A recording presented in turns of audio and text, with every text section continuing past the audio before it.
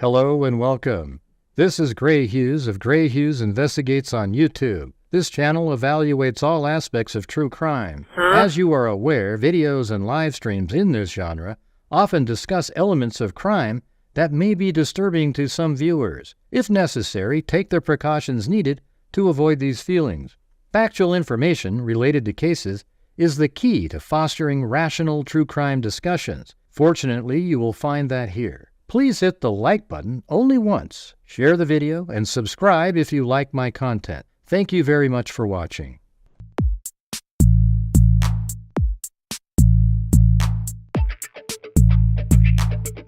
It's a house! Huh? It's a house! Did you hear what I said? There's mosquitoes the size of bald eagles in that dadgum swamp. 5 brain cells, 4 aren't working. We are all Richard Allen!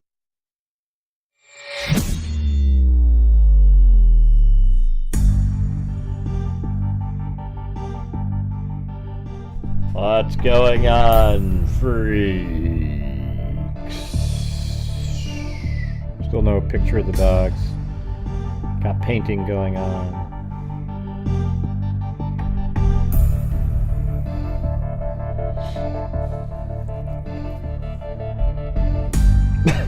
Oh yeah, I was looking at our Hacksaw Ridge. You know that movie Hacksaw Ridge with the that guy was just crazy, man. But this is where it is in Japan, right here. It's not wild. Like they had to go up that bank right there to get over into like Okinawa or whatever. Yeah. So I was watching that movie and I was just thinking, man, those guys are crazy. You know? So I think they were right in this spot here. They must have came in like this. And they were trying to get up over that. Something like that. I don't know. Did you guys watch that movie? I don't know how accurate. It seems like it was pretty accurate. It kind of matched what he was saying.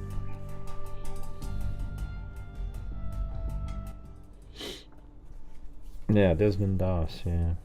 That guy's nuts. Crazy.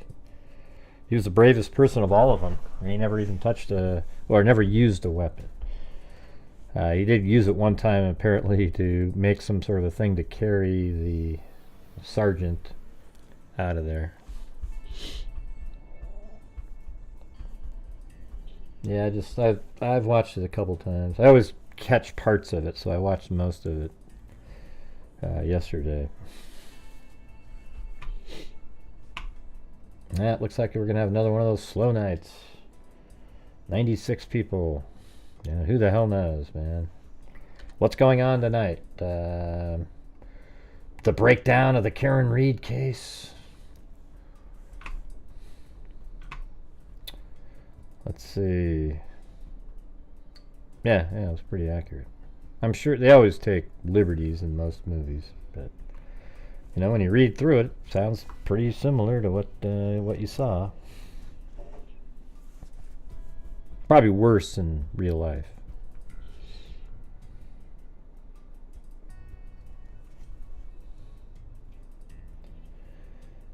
Let's see.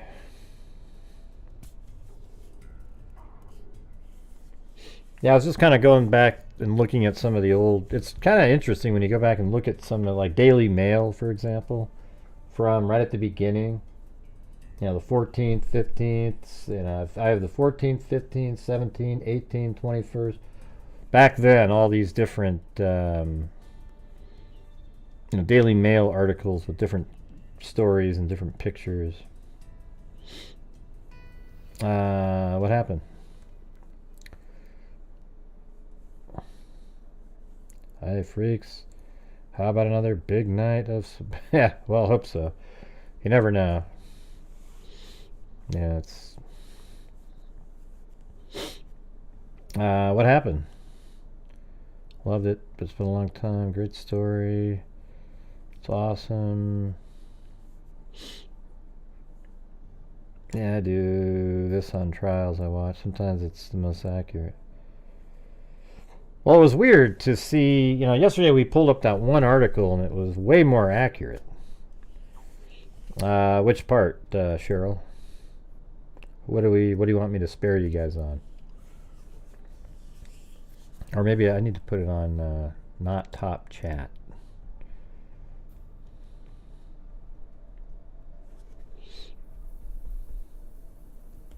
Yeah, and then I found this K-bar document from 2023 inside the same, where you find all the documents currently. And it mentioned all these different styles. So I thought it'd be kind of interesting to go over that.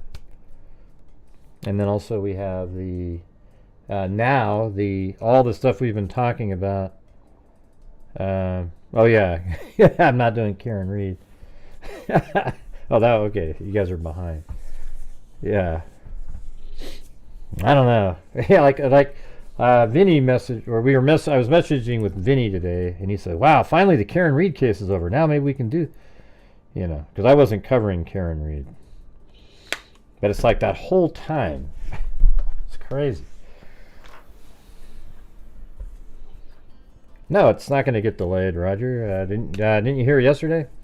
The judge said it's likely that the case is going to be starting exactly when they said. There's no, I don't think there's really any, there's no way. He's already decided. He just listened to the last ditch arguments, and you could tell he wasn't really that interested.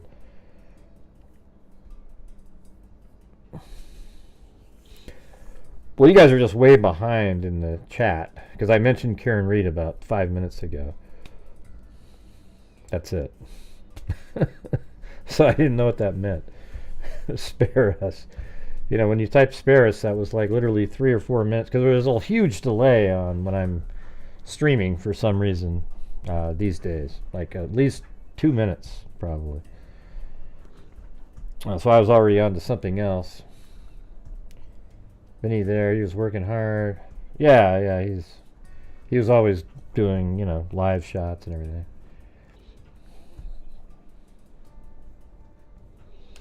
Five to 10 minutes post-delivery in a busy area to save gas. What do you mean? How does that save gas, I guess? It's not really busy at 3 in the morning. But yeah, I see what you're saying.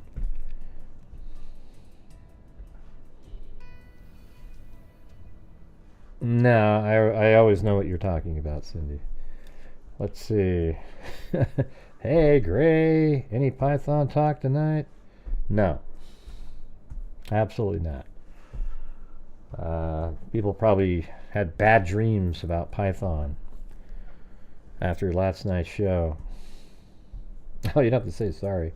I was just like, what did I do? What did I do? Spare. I thought you were like, oh, man. Maybe, Cindy, maybe, but I don't know if it's like, some people it's not far behind at all. Like, for example, let's do it right now. I'll do the test.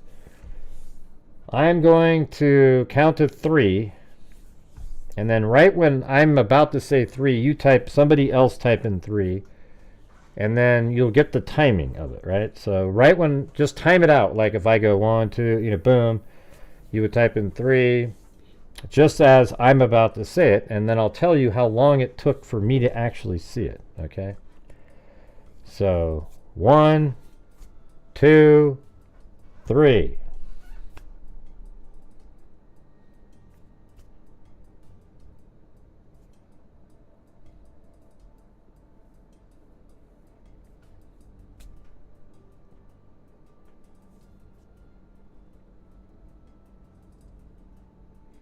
Yeah, the first one that showed up was 16 seconds later.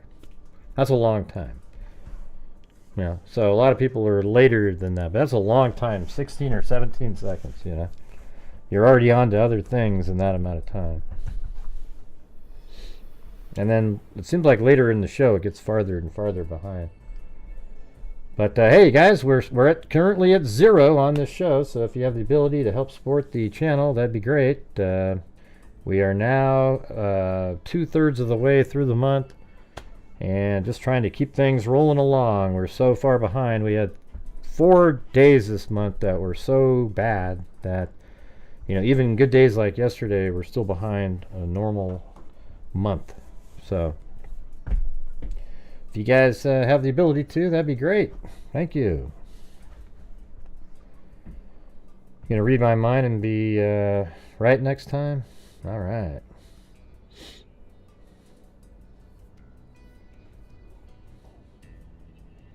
$16. Wow, that's bad math. Especially when somebody just says, oh, I see. You're 16 seconds.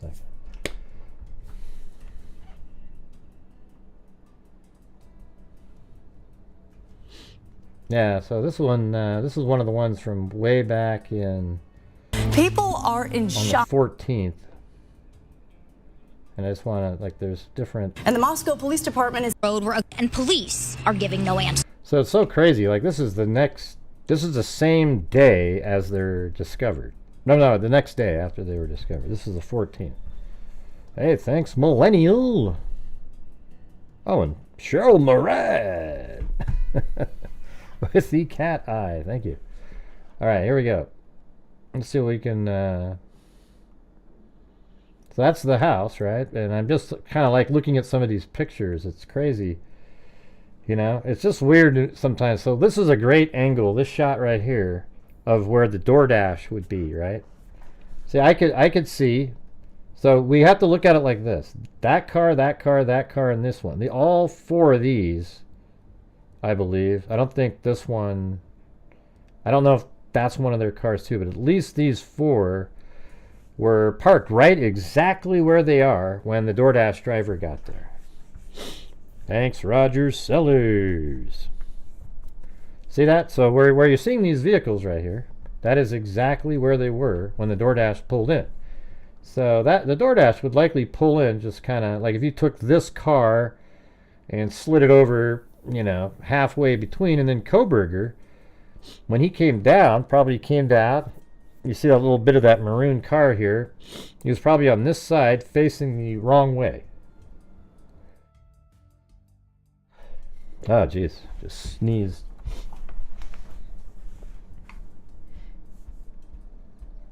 I thought this Jeep was Chapin's. This one right here is Ethan Chapin's, right here. Is that what you're saying? I thought this vehicle, the Jeep.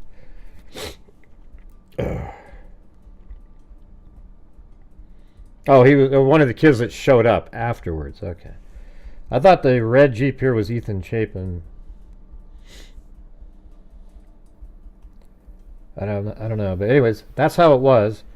And then the Doordash pulls in, and then right in this area, I think, is where Koberger was. And then she must have seen him. Now there's only two scenarios that make sense.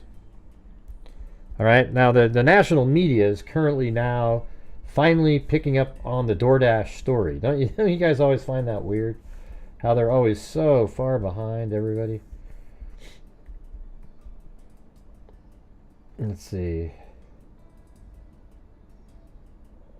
Oh yeah, is it this one?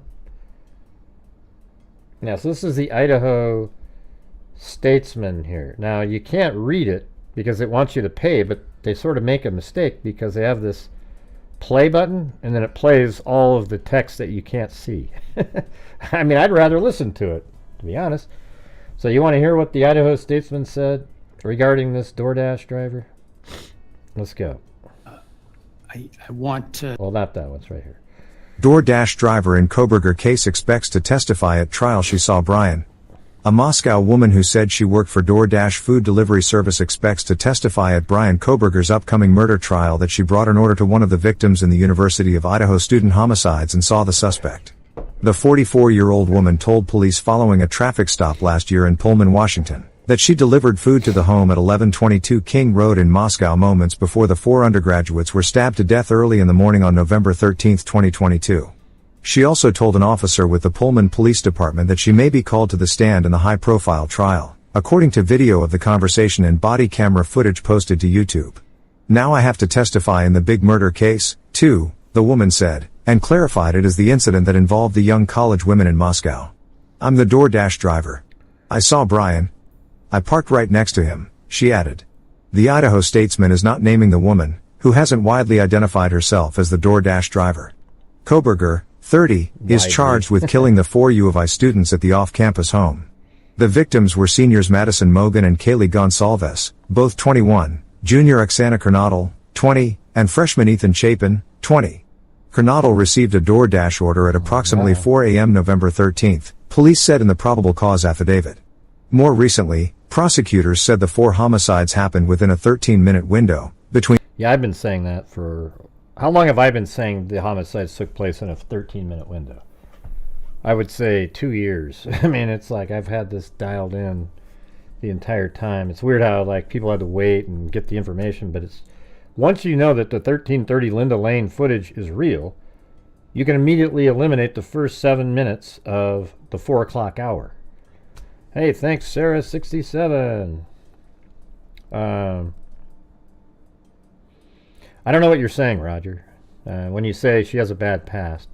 All we know is that her husband got shot when they went over to try to change the locks for a friend, and then another one I think OD'd, and then she got pulled over and wasn't charged with anything because apparently it was really her medications that she was taking that made her act the way we saw there. So she might be a totally normal, lucid person in real life. Yeah, I didn't see anything. And the only thing I saw on her was a driving while suspended. That's it.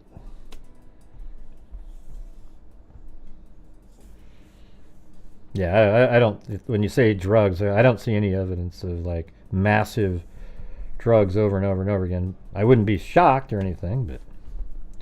In 4:07 and 4:20 a.m., according to case filings. That's when surveillance cameras recorded what police allege was a white Hyundai Elantra in the neighborhood of the home. Koberger owned a 2015 white Hyundai Elantra. Kernodle's DoorDash order from Jack in the Box in Pullman, across the Idaho state line from Moscow, arrived at 3:59 a.m., prosecutors said in March. This particular evidence provides a timeline of events for XK before the homicides and corroborates state's witnesses' testimony, they wrote, referencing Kernodle. The Moscow woman's account of delivering food for DoorDash matches that of recent court filings in the closely watched case that stated the driver's initials are MM.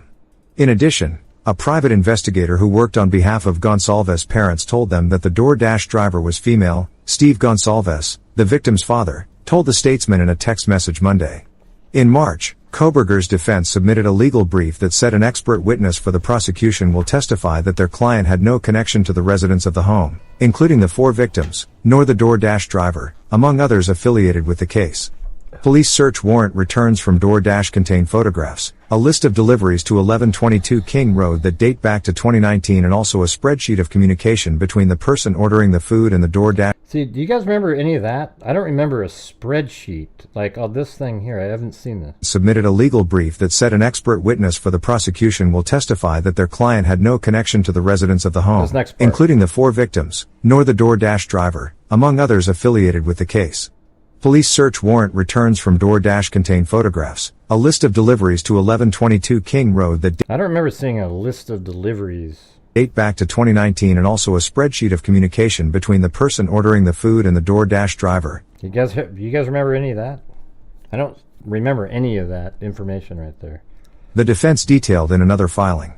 The food delivery company worked with detectives in the case since at least November 23, 2022, court filings showed, and provided a response the day after to a search warrant from December 6, 2022. DoorDash did not respond Monday to an emailed request from the Statesman to a corporate press contact. 2 listed phone numbers for MM didn't go through, and an email to her from the Statesman went unanswered Monday. Koberger to appear in court this week. The long-sought information of the DoorDash driver's identity recently surfaced in body cam footage on the Officer Axon YouTube page. The page posts videos, including of police arrests, obtained through public records requests. MM was pulled over in September 2024 by a deputy with the Whitman County Sheriff's Office for driving a pickup truck with expired registration tags, and an officer with the Pullman Police Department arrived as requested backup, according to the deputy's incident report obtained by the Statesman through a public records request. The district court in Whitman County on Monday also provided the Statesman with records that matched the September traffic stop. The Pullman Police Department, however, didn't immediately respond to a public records request from the statesman for the body cam footage posted on the YouTube page, nor the officer's incident report or citation issued to lay witness lists have been filed by the prosecution and Koberger's defense. The lists remain sealed, preventing the ability to confirm that MM's name appears. Koberger's capital murder trial, which was moved from Moscow to Boise, is scheduled to start with jury selection in late July.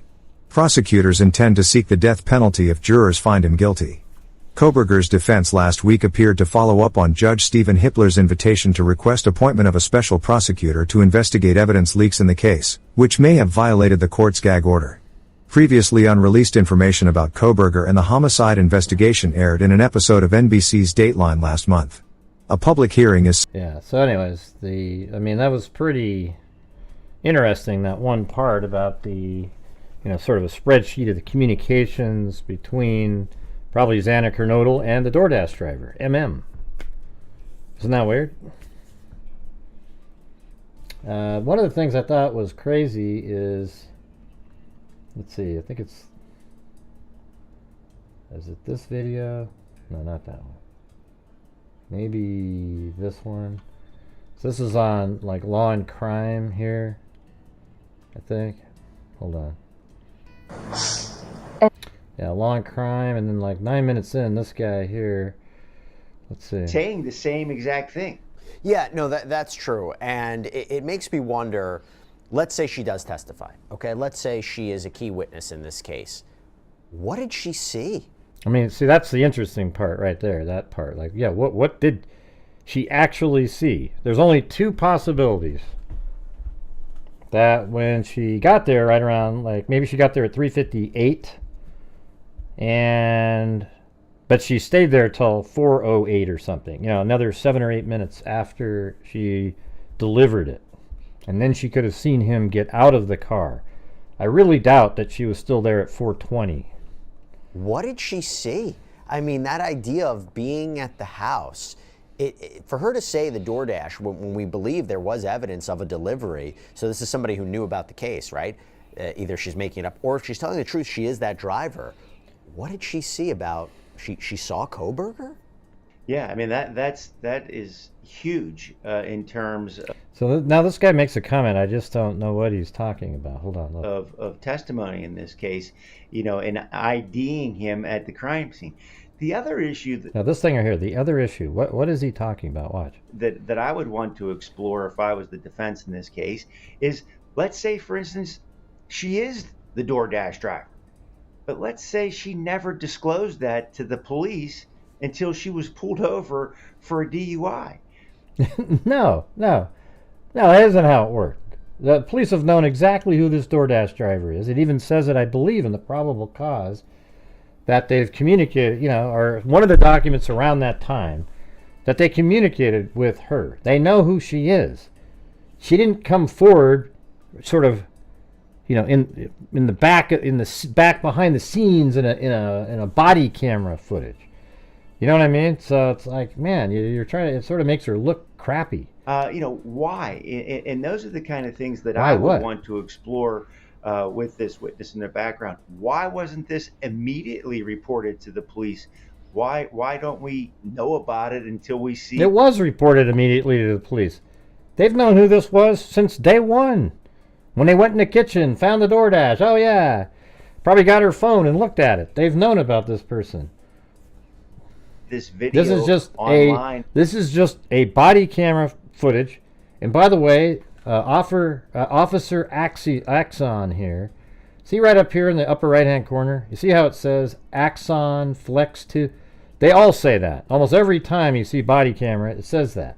So somebody cleverly made a YouTube channel called Officer Axon, right? And then all they do is get as many, all these different body camera footage and upload it. And it just so happens he uploaded this one. There was no mention in the video of anything at all about, hey, this person's the Doordash driver. Nothing. Of her boasting about it to police officers. I mean, let's listen to that again. What did she see? So this is somebody who knew about the case, right? Want to explore if I was the defense in this case is, let's say, for instance, she is the Doordash driver. But let's say she never disclosed that to But the she did, police so- until she was and you pulled should know over for a DUI. Why? And those are the kind of things that I would want to explore That's Axon, with this witness not in the Axios. background. Why wasn't this immediately reported to the police? Why don't we know about it until we see this video I know, and then online boasting. of her Yeah, what does that mean? boasting about it to police officers? Boasting about it? Why wasn't this immediately reported to the police? Why don't we know about it until we see this video online of her boasting about it to police officers? Where do these people come up with thoughts like this? See, that's what's so surprising to me. It's just odd. Does she look like she's in the boasting situation here? And now I have to testify. Make murder case too, so yeah, because I'm a Doordash driver, so yeah. You have to testify in which murder case? Murder case with the college girl. Oh. I'm a Doordash driver. By the way, when Fox News on their screen, they had the exact same interpretation of what she was saying. They didn't put the last one in there. None of them do. So right now.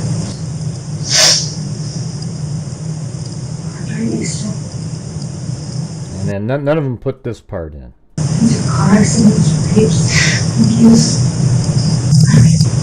Okay. Yeah.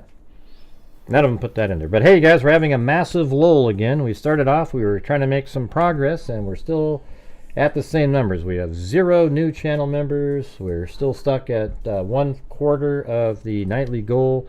Not even 1/4, a fifth. So if you guys have the ability out there to help support the channel, that would be awesome. We're at the end of this month, we'll reach, hopefully exceed the $250,000 given out by the channel. And the only way that happens if you guys are supporting the channel, and we use the ad revenue, the super chats, etc., to make that happen. All right. And obviously there's my channel needs to survive, so it makes an income, but I donate a lot of the income to various true crime related charities. All right. So if you have the ability to, that would be awesome. But whenever we have these massive lulls, it just starts draining the energy. Okay, she's trying to get out of the citation. Yeah, she's just trying to. I mean, I think everybody. I think everybody believes that this is the Doordash driver. Okay, and there's actually people that came up with her name a month ago, before they even knew about this Axon video. All right, they were able to do some weird stuff going back and forth with a different name that was being used, and we're able to get her name. So I think it is the Doordash driver. I know, isn't she crazy? She's just like, hey, you didn't see Koberger, I did. Ha ha! I get to testify. I don't know what the hell this guy was talking about. But whatever. I guess experts. I don't think any. I mean, if I was listening to that and I'd followed the case, if I hadn't been following the case and I heard what he said, I might be like, wow, that's right. What's she doing? How come she didn't say? I wouldn't know anything. But the case. They've known the Doordash driver since the beginning. Absolutely from the beginning of this case.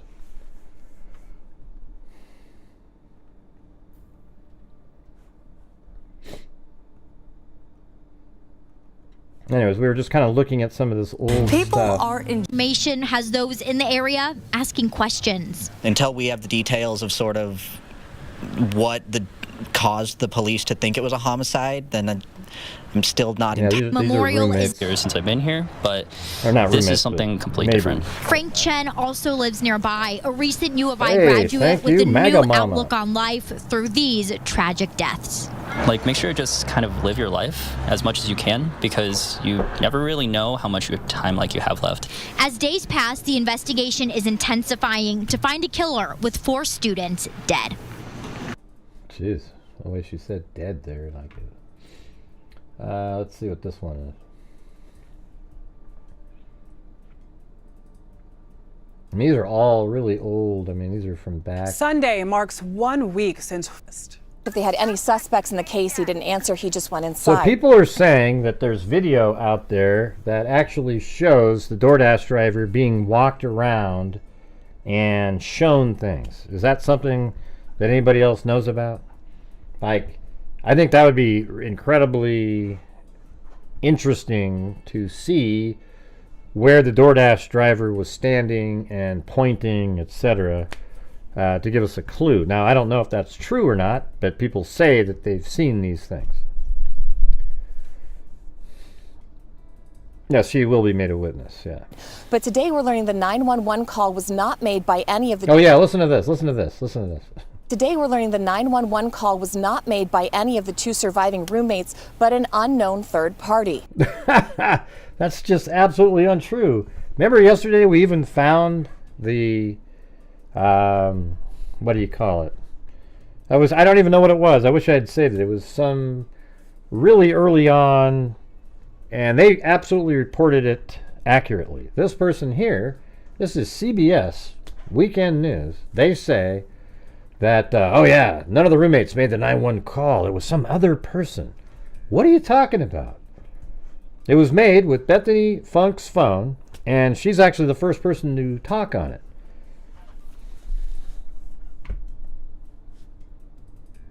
Okay, let me see it, Adriana. Send me an email with it. I'm not going to believe you unless I see it. People just say stuff and her back's to the camera. Okay, send me an email with it. Let's see it. All right, so here's my email. You go get the image and you send it over. We can take a look. Might be totally true. There he is. There's my email. Go ahead and send it. Thanks, LL, as in LL Cool J.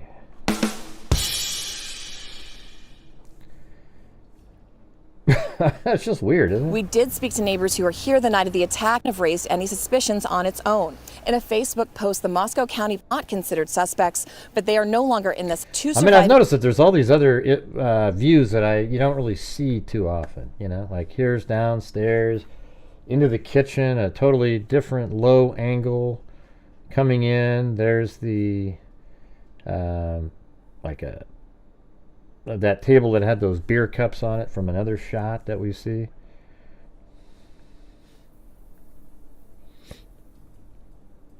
As it's strict. Now the coroner told CBS News all of the and that's the building right there. Maybe if I put this into here. Yeah, that might be better. Let's see.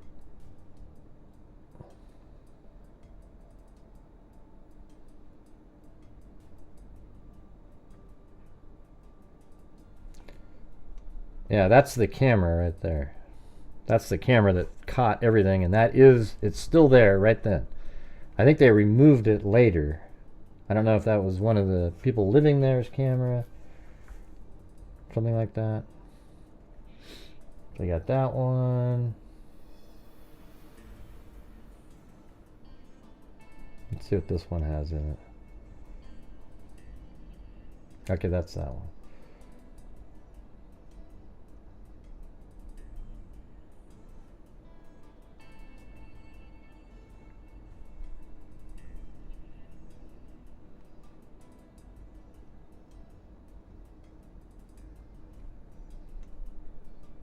Yeah, this is crazy. I mean, that's like probably the CI, the crime scene investigation truck there.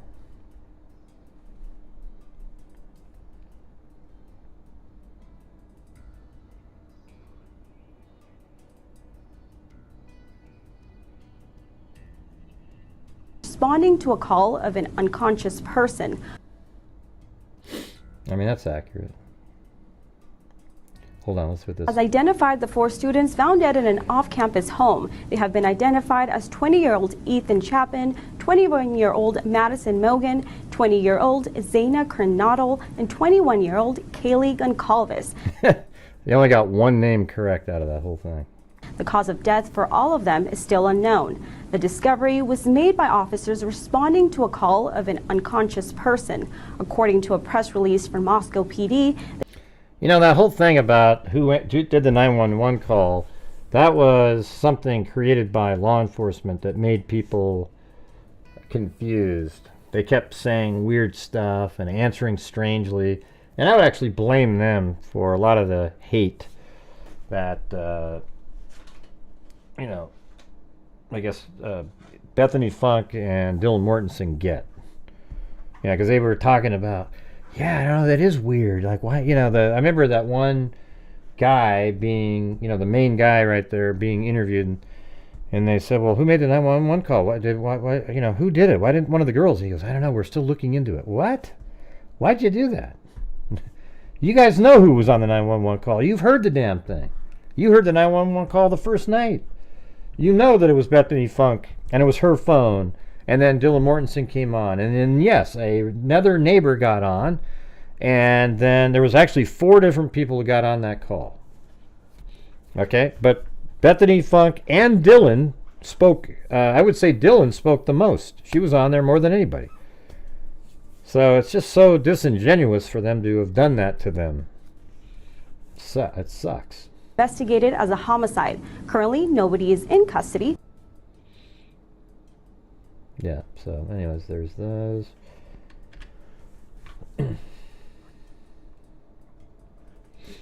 Alright, and you guys remember these crazy shots here.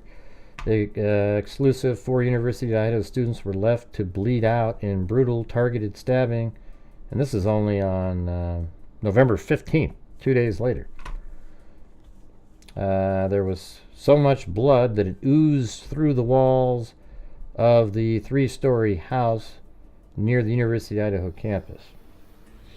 And actually, if you go to my video here and we move forward into, I think it's before that,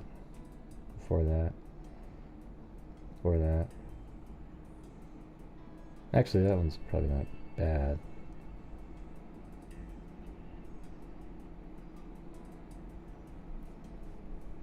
Yeah, so Ethan Chapin is, he's right, well, I mean, it's moving around, but he's on this bed there, and that wall, if you go back to where I just was, this wall right here is the wall that's outside, and that blood is coming out of it. So that shot right there, that's that wall right there. That's it.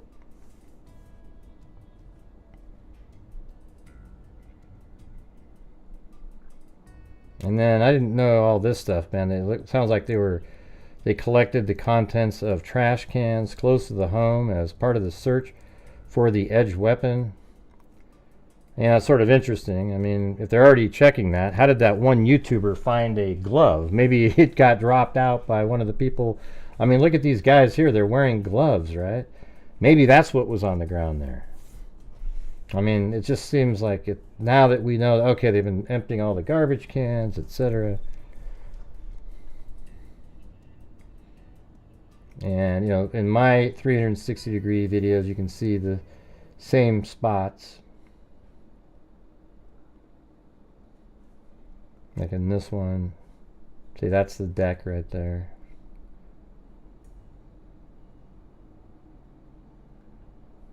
That's the same deck that we were seeing in that shot right there. Let's see what these videos. There's so many crazy videos that you kind of forget that were out there.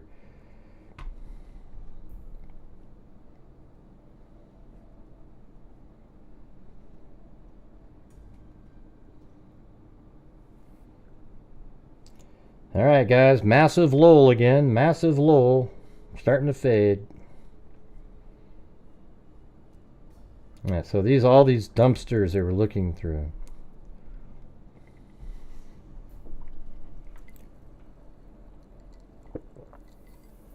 Well, it's just like 2 days later, so there wasn't a ton of snow on the ground.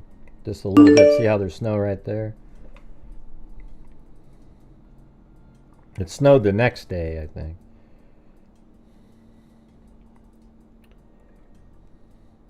And so I guess they went all the way to a facility and started sifting through it. That's crazy right there, though. I bet you anything that's Ethan Chapin And so that was a good picture right there.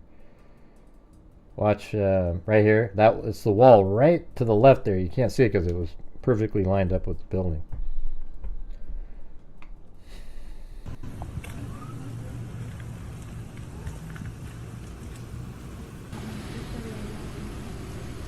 Yeah, I am the only. I think I'm the only channel that tries hard each month to try to help support other charities and stuff.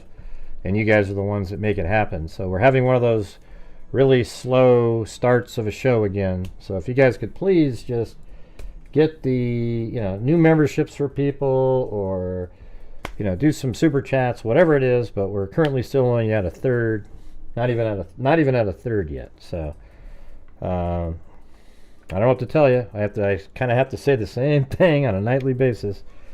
It's I wish I didn't have to. I don't know what that is. Alright, so that was a Daily Mail from the 15th. There's another Daily Mail from the 15th. 4 University of Idaho students were killed in a crime of passion as one victim's heartbroken family says they will never stop fighting for truth and justice. The Gonzalez family issued a statement on social media and said the 21-year-old was only a few months shy of moving across the country for a new job. She was looking forward to her job in tech starting on January 1st. A move to Texas, road trips, and in her just purchased Range Rover, and a trip she planned out to Europe. Mogan and Gonzalez were members of the Alpha Phi sorority.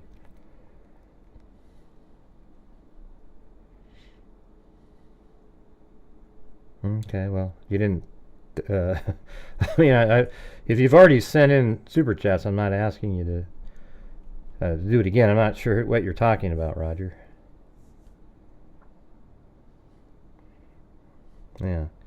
I don't need explanations why. I'm asking people that have the ability that are watching currently, to get us past the finish line again. Because it'll absolutely remove all the progress we made yesterday if we don't do it. Now, some of these pictures, I don't think I've seen that one.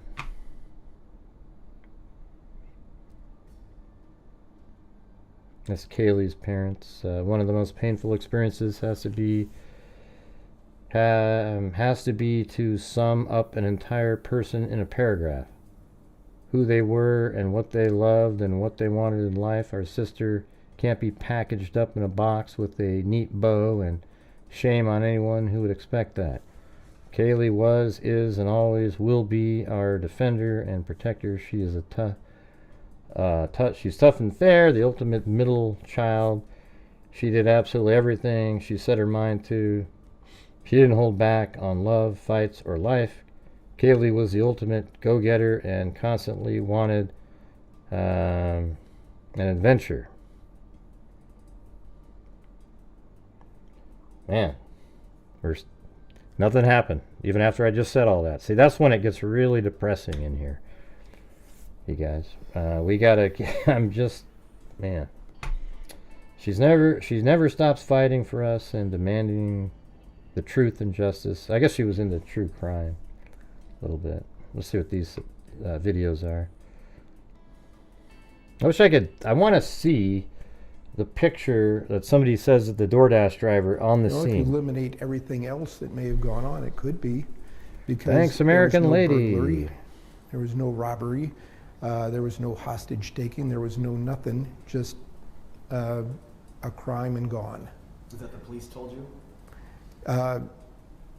Well, yeah, there was no burglary apparent. Everything was where it was, so. No, it's just killing people. Oh, the public should just have patience with the progress on this, because it's critical that this investigation be done correctly instead of quickly. And so that means that information will probably be coming out slowly. Leads will have to be pursued, interviews will have to occur, re-interviews will have to occur. It's just going to be a long, slow process before this is completed. And there's another, that same shot of that back door slider that he came through.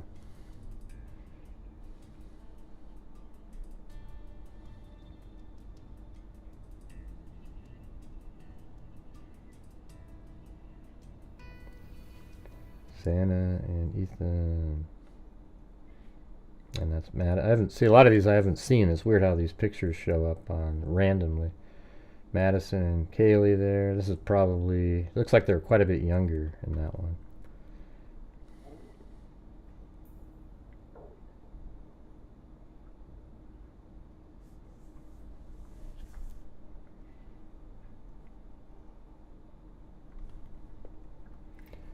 Alright. Go to the 17th. Watch out for each other. Cops investigating murder of 4 Idaho students warn of possible threat to community as they reveal 2 other students were in the house at the time of the killing, but the 911 call wasn't made for 9 hours. Right. I mean, didn't they think through that and what that would mean? And like, why wouldn't you explain at the hearings like how that would work? I don't know. It's just, it sucks. Shaken police officers and university leaders in Moscow, Idaho on Wednesday told the community to watch out for each other as they confirmed they are yet to identify a suspect or find a murder weapon 3 days after the stabbing. Hey, they're going to find it this weekend though, you guys, because there's some people out there that, you know, for no other purpose other than just trying to find it, even though it's right before the trial. They could have done this a year and a half ago. They're going to go look for the knife. Jeez. The victim, 3 women and 1 man, were found on Sunday morning inside the student house, and 3 women shared. Welcome, Nicole. The man, 20-year-old Ethan Chapin, was the boyfriend of Kernodle, one of the housemates. There is still someone out there who committed 4 horrible, horrible crimes, said James Fry, chief of Moscow police. We all have to be aware of our surrounding and make sure we're watching out for each other. Well, I have all of those not hearings, the press conferences that they did. Like these ones right here, I have all these.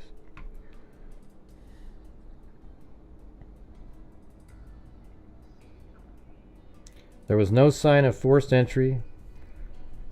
We're not 100% sure if the door was unlocked, but there was no damage to anything and the door was still open when we got there.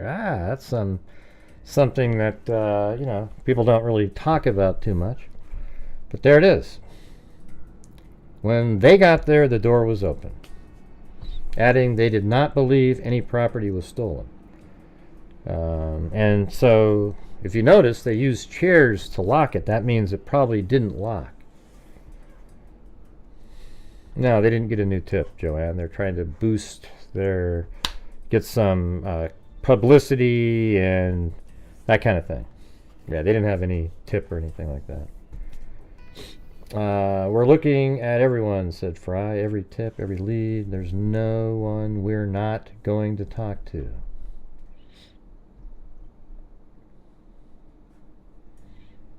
Daily Mail likes to repeat images and stuff. Did Idaho police bungle murder weapon search? Hazmat suited cops are forced to dig through trash mountain after sanitation truck mixed garbage from neighbors with that from the home where 4 students were murdered. Jeez. A garbage truck collected trash from homes where the University of Idaho students were killed before it was searched. The sanitation truck had already collected trash from other homes in the area, so the garbage from the home where the students were killed was mixed in. Police investigating the murders were seen in a desperate conversation with garbage men who collected trash from the home. Hazmat-suited cops were then forced to search the full contents of the garbage truck at the depot just outside Moscow, Idaho.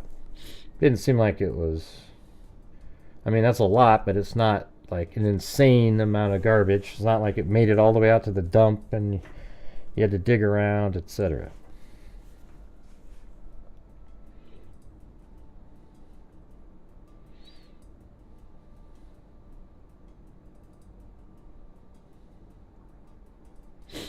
In fact, they actually are like following it, making sure. They didn't miss anything. He didn't throw the K-bar knife in the garbage. I think he kept it. I think he threw away his bloody clothing, but he kept the K-bar knife.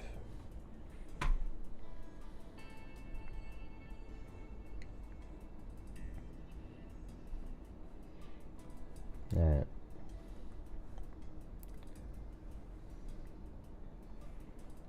Yeah, that won't be... Well, why would they care? Why would the defense... All it means is they didn't find it.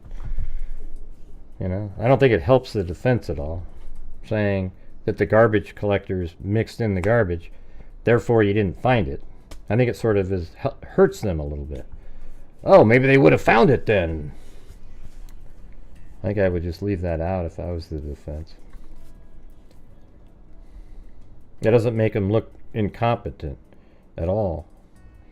It just means that the garbage collected it there and some of the other houses, so they had to go check through it all somewhere else.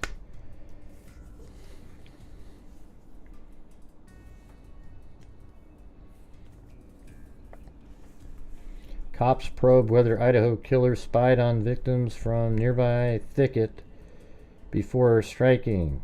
They beg for surveillance videos and admit they have no leads. Comes as people say their dog was skinned and filleted. That's that other story. Of course, they want to connect it to Coburger somehow. So that's the Kaylee's room up there, and then right below it's the slider for the kitchen.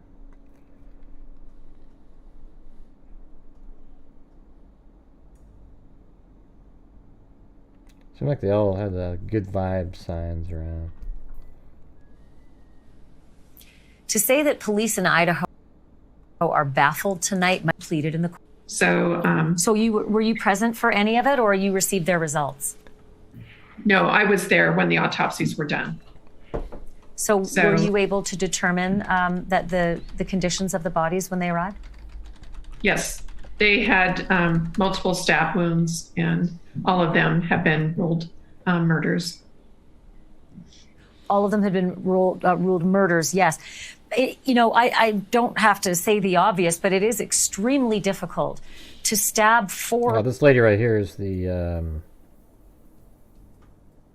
I think coroner is who she is. People to death. So that's why I asked the specifics about the conditions. Were there defensive wounds? Was there anything unique to their wounds that would have told a story? There are likely some defensive that means wounds, he kept it, but no, there just were a lot of stab wounds, and so I mean, it was late at night or early in the morning, so it seems likely that maybe they were sleeping. Were they found in separate areas of the house? That hasn't been disclosed yet. Can you tell me, when you say that they might have been sleeping, were they found in beds? Yes. Which is true for 3 of them. 1 was on the floor. And so, can you tell me if there were multiple stab wounds per victim, or were these sort of, individual lethal stab wounds that may have been less in number but more in lethality? I mean, Banfield at least got the questions in and got answers here. But hey, guys, we're still at about the same number we were a few minutes ago, so I need your guys' help to support the channel to get to the goal tonight. Thank you. There were multiple stab wounds, yes, on them. So, and were there? Go ahead. And most of them had just like one that was the lethal stab wound. Yes. Can you describe what that one might have been? But they were to the fatal. She was about to say throat. She's had a TH in her mouth and then she switched it. Here, watch. Stab wound. Yes. Can you describe what that one might have been? Watch. But they were to the fatal ones were to the chest area or the upper body. Right, up chest or upper body. She was saying throat there. That was the lethal stab wound. Yes. Can you describe what that one might have been? But they were to the fatal ones were to the chest area or the upper body area. Were there, and I only ask this because it sometimes determines what kind of a crime this was, a crime of passion, a random crime, a fight, a struggle. Was there, were any of them slashed? Were any of their necks cut? Or were these all puncture wounds? Well, it was a pretty large knife, so it's really hard to call them puncture wounds. And they were definitely stabbings. And I mean, it has to be. Thanks, Sandy Shirley. Somebody that's pretty angry in order to stab 4 people to death. So it's fascinating that I'm reading that the DNA testing is still to come, that those bodies are going to go to a crime lab for DNA testing. But we are, what do you mean? This is Sunday that this happened. We're multiple days since, and there's a killer on the loose. I'm curious as to why the DNA testing hasn't happened already. Or to see if there's DNA on them. Well, the bodies have been released to the families. The DNA testings were, I mean, things from the crime scene have been sent to forensic labs for DNA testing, and then there were lots of swabs that were taken at the autopsies, as well as fingernail clippings, their clothing. All of those things have been taken to the forensic lab for the DNA. You know, it's interesting listening to these things now. Everything's so much more relevant. You know, because we've heard most of this stuff. Remember the whole thing about the fingernail clippings on Madison Mogen, and now you hear that that was part of that. DNA testing, that's where it would come from. And that doesn't, it usually takes a long time, but when there's an exigent circumstance like this, it's often expedited. Do you expect that these results will come back quickly? Again, there is a killer on the loose, so to know that DNA result would be critical. Right, and I don't know the time frame, but yes, it's all being expedited. There's lots of Idaho State Police, Forensic Lab, and the FBI, and so they have all been transported in there. They're working on those things. I don't know the time frame for that. Ms. Mavic, we showed a picture a moment ago of a wall on the outside of the house. It looked like the foundation on the outside of the house. I'm going to ask the control room to put that picture up again. This was fairly shocking to see. It's blood dripping on the outside of the house, almost as though it may be seeping from the inside. Does that sound congruent with the results of the crime scene that you were able to ascertain from your work? From my observations, yes. And can you tell me if that means that this might have been one of the bedrooms or where the beds were? Yeah. That one of the victims was stabbed, this particular area of the house? I think that's pretty likely, yes. Yeah, see, it's weird. You know, when you first watched that back then, you're not really aware of where everything is, and now it all, you know, completely makes sense. I'll show you here in a second for anybody out there that doesn't know exactly where that is. Man, you guys, it's like pulling teeth in here tonight. Let's see.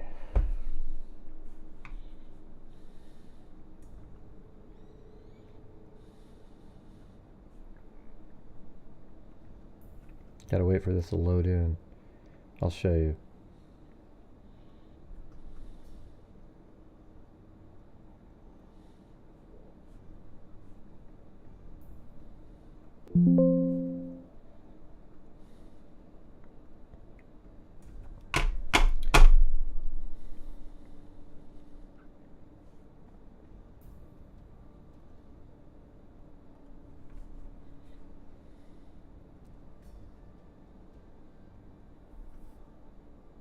I think this one has no people in it.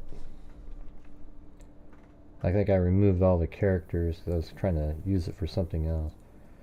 But if you're looking at this picture here, this is the house, and Let's see. Is there anything else? Any other? So the thing is when you're looking at this. Oh, well, it's okay. Well, thanks, Cheryl, but I appreciate it. So maybe that can energize some others, even if it's 1/10 of that. It helps support the channel, you guys.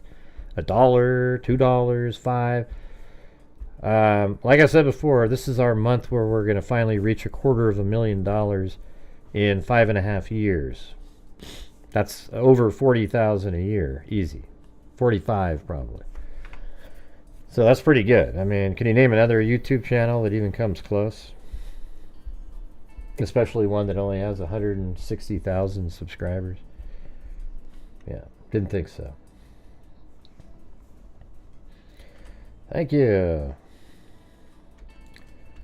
All right, look at that. So this is the second floor right there.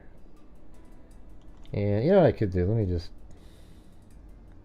open up a different one. How about that one?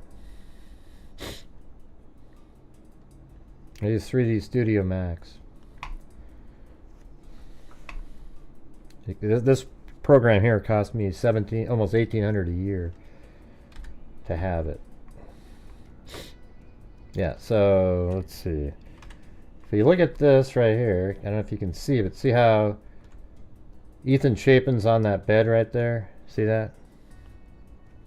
And if you go around like this,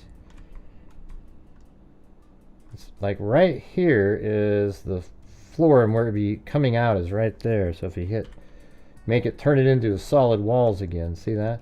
It comes out right there. And here's that little brick thing that holds up dirt, because the dirt comes up here, and then there's a drop off, and then the first floor is down there.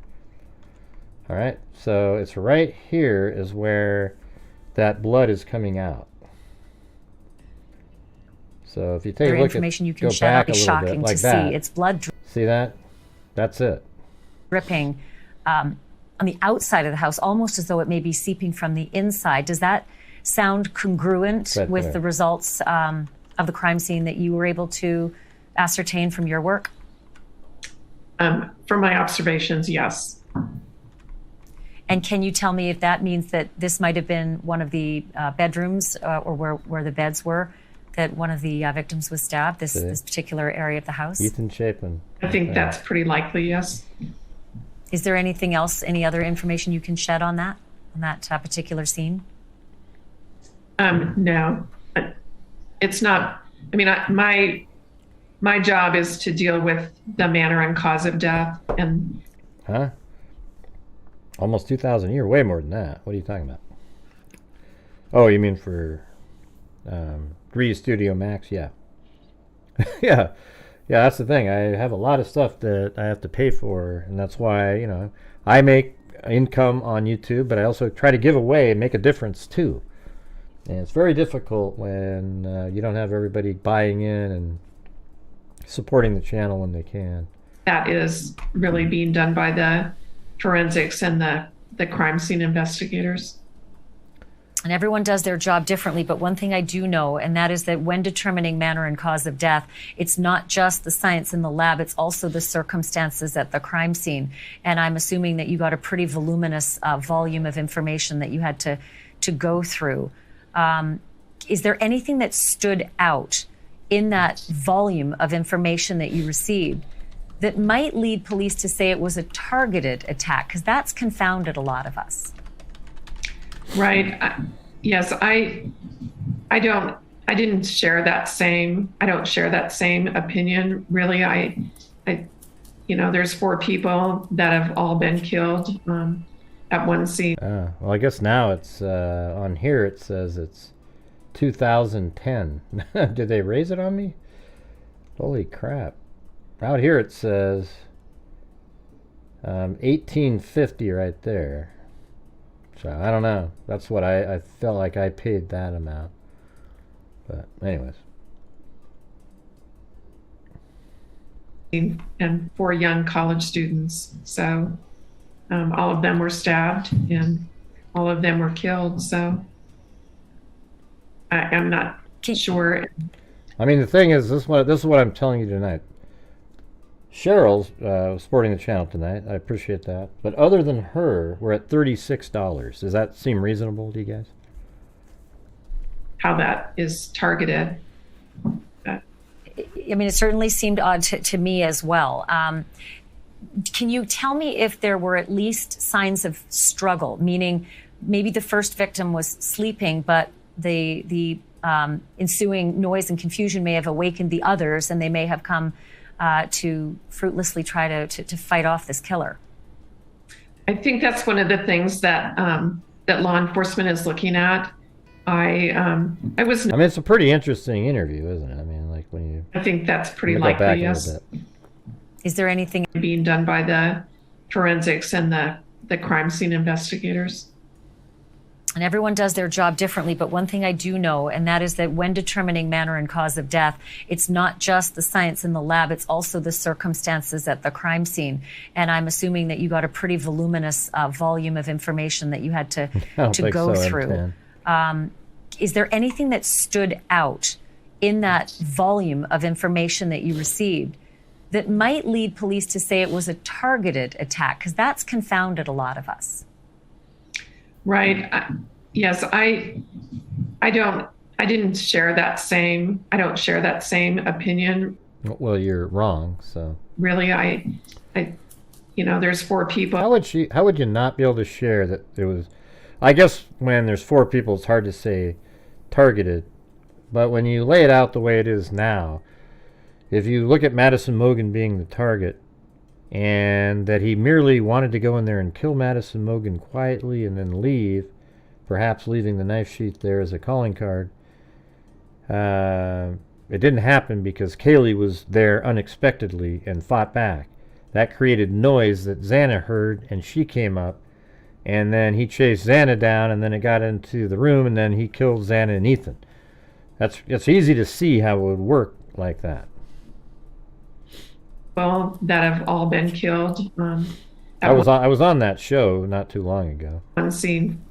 Thank you, Karen Morrison. And 4 young college students. So to Daniel. All of them were stabbed, and all of them were killed. So that. Socia. I'm not sure how that is targeted. Really, I there's 4 people that have all been killed. At one scene, and 4 young college students. So all of them were stabbed. And yeah, like one of them was targeted, and then the other 3 were collateral damage. I think that's the best way to sort of word it. One was targeted, the other 3 were collateral damage. What do you guys think about that? Hey, thanks, Lisa L. All of them were killed. So I'm not sure how that is targeted. Very kind, very kind. I mean, it certainly seemed odd to me as months. well. Look at that, 20 months by Lisa L. Man, you've had to suffer through almost 2 years, huh? Can you tell me if there were at least signs of struggle, meaning maybe the first victim was sleeping, but I mean, I think this right here, you guys, this interview by Ashley Banfield is probably the closest you're ever going to get to what happened in there prior to trial, right? I mean, so whether you like her or not, I mean, she did this interview, she asked a lot of really good, bing, bing, bing, bing, bing, bing, bing, right? And there's a lot of stuff in this one, and I think this is like the best, out of all the interviews with her, this was the best one, with the medical examiner, or the coroner. Ensuing noise and confusion may have awakened the others, and they may have come to fruitlessly try to fight off this killer. I think that's one of the things that that law enforcement is looking at. I was notified shortly after law enforcement was called to the scene, but I didn't actually go there for several hours because they're the ones who have to look for the evidence and take the pictures and videos from the scene. So I think they would have more information than I would about that. Inside that house, how big is the scene? It's a large house. So it's... I don't think it is really. It's actually square footage. It's not very big. Yeah. I mean, it's a big scene to investigate. Multiple floors? The incident happened on multiple floors? It's only second and third. Well, it's a multiple floor house, yes. But did the crime happen on multiple floors, meaning they had to do forensics and there were victims and evidence on multiple floors? I think there's evidence on multiple floors, yes. Yeah, second and third. Were there bodies found on multiple floors in different locations, or were they all found together? I am not authorized to release that right now. Oh, come on, come on. And she already answered so many questions. She could have easily answered that one. Well, I certainly respect what you can and can't do, and I really appreciate you coming on with us tonight.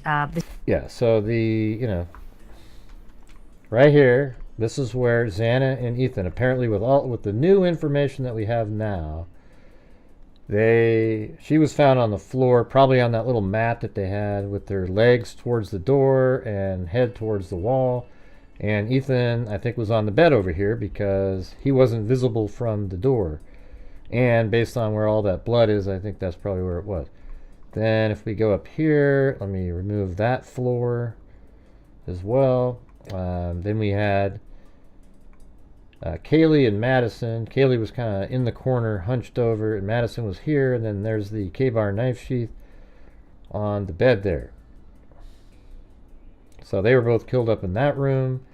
And this room here is where Ethan and Xana were found. The first floor is virtually irrelevant to the case. Other than timeline stuff. Like, for example, if the Doordash happened to deliver the food to the front, then Xana came down and picked it up there. If it was delivered to the back, then that's not relevant. It's right here. Oh, look at that. I got my little character is...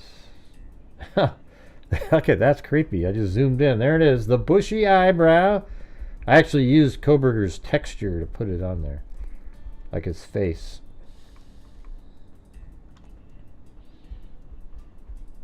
"17 months. But you're a lot longer than 17 months. M10. Right? Wouldn't you say?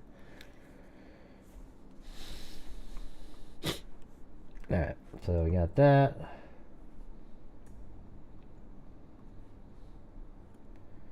There are other friends in residence. When the 911 call was made, he said the chief stated that the 911 call placed at 11:58 a.m.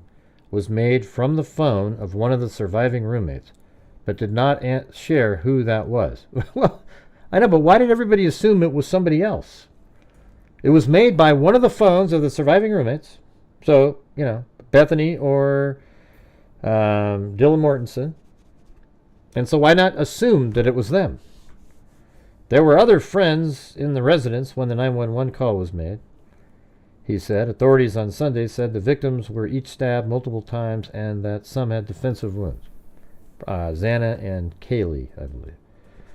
Police said Chapin and Kernodle were at the Sigma Chi house on the University of Idaho campus and returned home at 1:45 a.m. Look at what? What are you talking about, Cindy? Oh, 29 months? Yeah. 29 months of pure hell in here. Whew. Like Troll City. The O.J. Simpson case went to trial in only 7 months. Okay, what does that have to do with what we're talking about? So, for those up here, this room right here is Madison Mogan's room. And that's the window on the stairs. So on my 3D model here, if we go like this, from behind the house, there's the sliding glass door on the second floor. And then there's stairs that come up. And you can actually see, if I go like this, turn it around, there's the stairs that come up, and there's the window that goes out back, and that's Madison Mogan's room. See, you go like that. And that's what you're looking at in a picture like that. A little different angle, but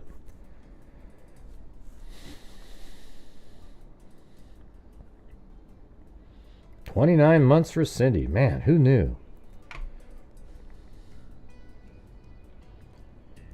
All right, and this is exactly where all the cars were parked. I don't think that this one is one of theirs. And maybe not even this one over there. Yeah, the person that was inside the home that called 911 that was not one of the roommates. Can you conclusively rule that person out as a suspect at this point? What do you mean that wasn't one of the... What made you assume it wasn't the roommate? I don't think I said that it wasn't one of the roommates. I said Oh, hey, there you go. Boom. That was cool. All right. So, you know what's weird is this whole thing was the media assuming stuff and then all of social media assuming that very same thing. Yeah, the person that was Listen to this. inside the home that called 911 that was not one of the roommates. Well, no, but one of the roommates did call 911, and he even says it. He knows that. Watch. Can you conclusively rule that person out as a suspect at this point?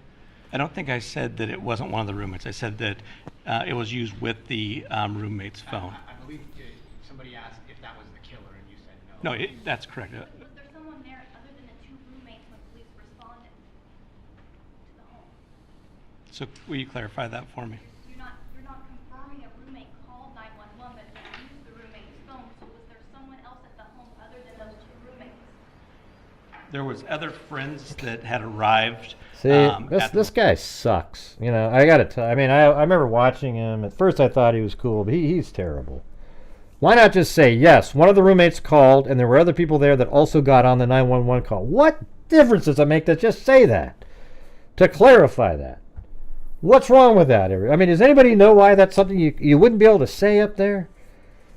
God, this guy. Location. He's just a clown. I mean, really? What are you doing here?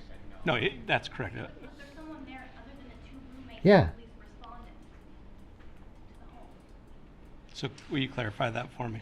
You're not confirming a roommate called 911, but You're not confirming that the roommates called 911, but they used the roommate's phone. Was there somebody else there at the home? There was other friends that had arrived at the location. Yeah. Why don't you just say that the roommate called 911? What? Who cares? Why keep saying? Well, the roommate, one of the roommates' phone called 911. That's just such a stupid way to say it, because then it makes people curious. Wow. So why didn't they call then? All you had to do is say, yeah. Well, he did say at the beginning that he didn't say it wasn't one of the roommates. But why can't he just say, yes, it was one of the roommates. They used their phone. They called. And then there were other people there that also got on the 911 call because they were so traumatized. You know, it's like the easiest damn thing to do in the world.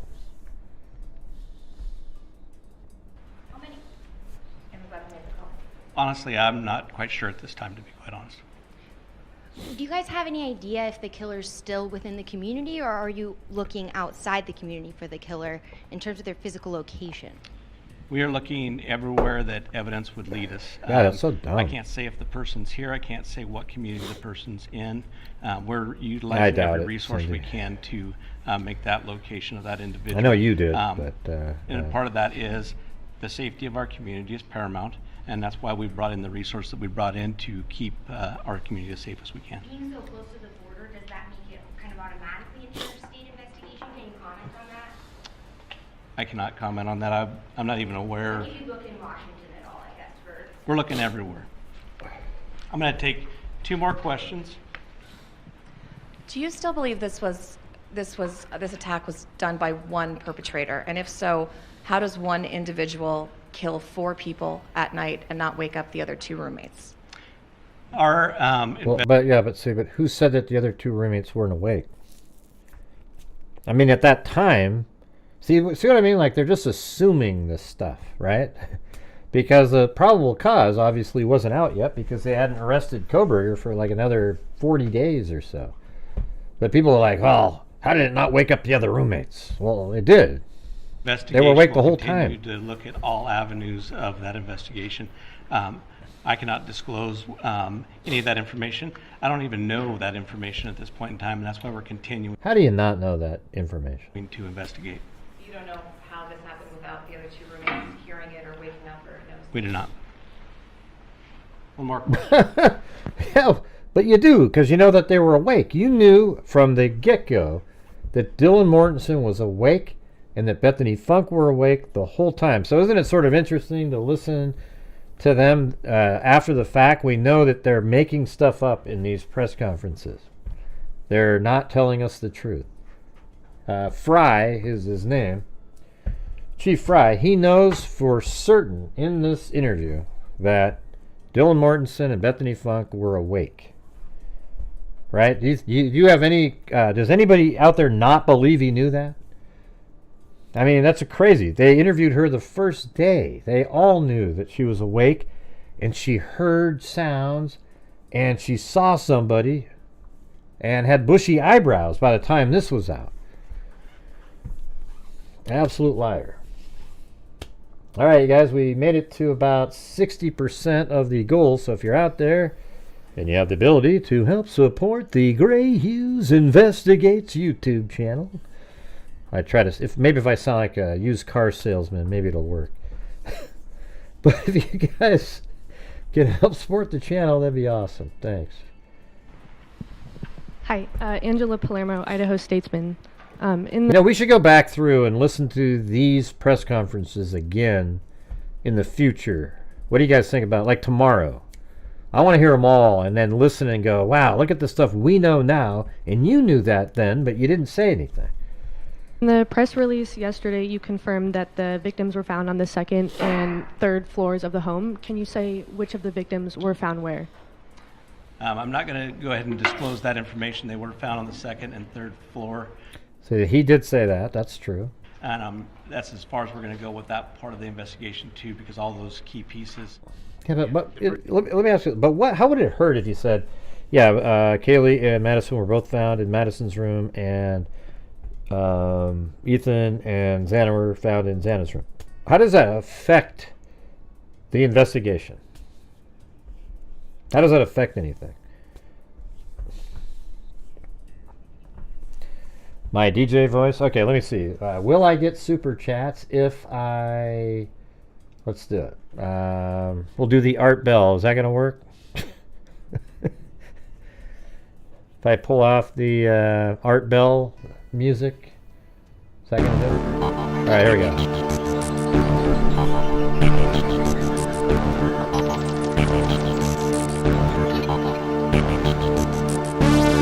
From the green forests of the Pacific Northwest, I bid you all good evening, or good morning as the case may be. Tonight's special guests are Linda Molden Howe. She's going to talk to us about cattle mutilations and crop circles. And don't forget, later on tonight, we're going to have our special guest, Richard C. Hoagland. And he'll tell us exactly why we haven't been back to the moon in over 45 years. All right. All right, you guys, there you go. Come on, and that's got to be super chat worthy, right? Hey, look at that. M10 did it. There we go. Look at M10. Art Bell. All right. He used to always say, from the high desert and the great American Southwest. Look, we have Linda Howell right here. She's in our chat. Linda Molden Howell. You know, we have a special, if you... the hell is it? Did that show up on the screen? I think we have, if somebody donates, usually if it's $20 or more, you get the... Oh, there it is, right there. Boom. For Linda Molden Howe, look at that, the cattle mutilations and crop circles. Look at that, there goes a UFO. Look. I actually made that one. There we go, right there. That's from Linda Molden Howe of the cattle mutilations and crop circles. Now, I thought we'd get more than just M10, so come on, you guys. Please help support the channel. That'd be fantastic. All right, we'll get rid of that one. Let's see. Yeah, he passed away like, I don't know, 5 years ago or something.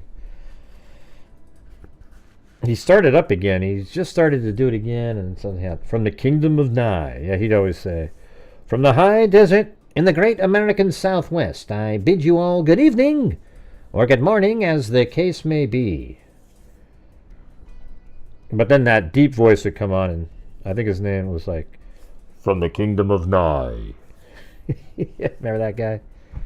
Yeah. Man, you guys are a tough crowd. Family of 4 butchered Idaho student revealed killer was sloppy and left mess of evidence. Really? Yeah, not really. Not really.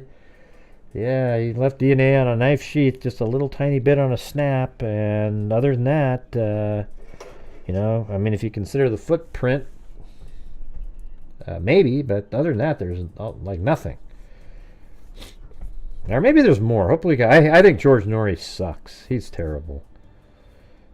He's one of the worst. I mean, Art Bell was a genius. Like, he was absolutely the best late night talk show host you could ever have. He was unbelievable. Well, thanks, Sandy Shirley. Love you guys too. Some nights I don't feel love, but I feel cast aside and shunned. Let's see what we got down here. You always, that picture you see all the time, that one. And this one, at the beginning they were always cropping it out, where he left Bethany Funk and Dylan Mortensen out.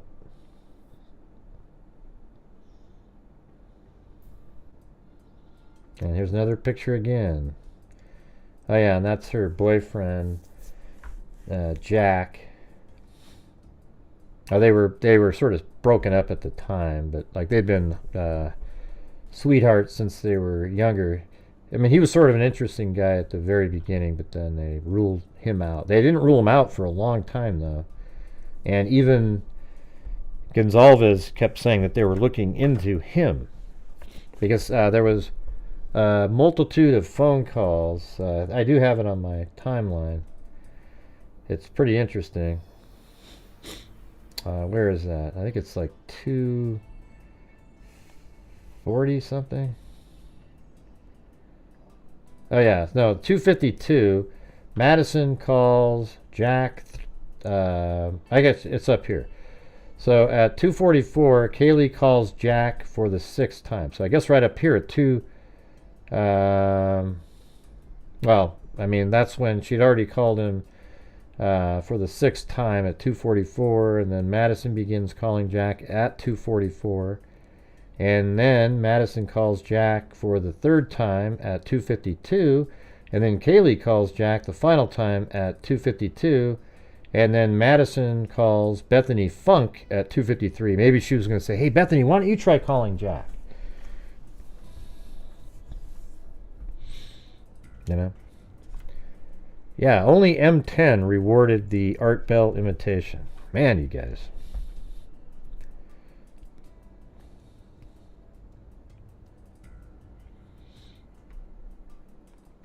So that's pretty interesting. You know, that was one of the things that we were looking at. Is like, wow. So they're still on the phone. And, you know, something I hadn't really thought of is only, let's see, 26 minutes after that, his car shows up in the area, or 36 minutes. After that, his car shows up in the area for the first time. Because look at, okay, there's 254.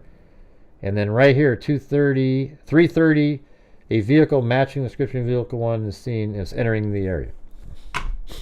And actually, that's over at the, hold on. No, that's Queen Road. And then Linda Lane picks it up at 3:30:55. So yeah, I mean, look at that. Just not too long. 36 minutes after they had just called Jack the last time the vehicle spotted in the area. Yeah, George Norrie sucks. Man, he's just, you know, he tried to like steal Art Bell's show, and he kind of did, and then, you know, they had bad blood between them, and I'll totally, I ride with Art Bell. He's the guy, man. I wonder if there's like old, let me see. There's a guy named Phil Hendry, by the way, who imitates Art Bell perfectly. Yeah, let's see. Let's see how it starts. Just a second.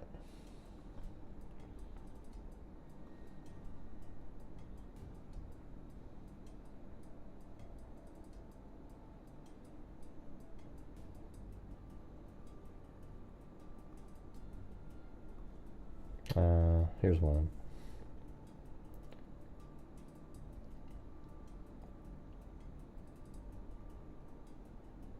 Into an honest-to-God Boeing 757 Grumman program that I really wanted. Does what he does That's his out voice. of patriotism. Did Phil Klass ever say that to you? No. No. I knew Phil Klass from the early 60s give lectures.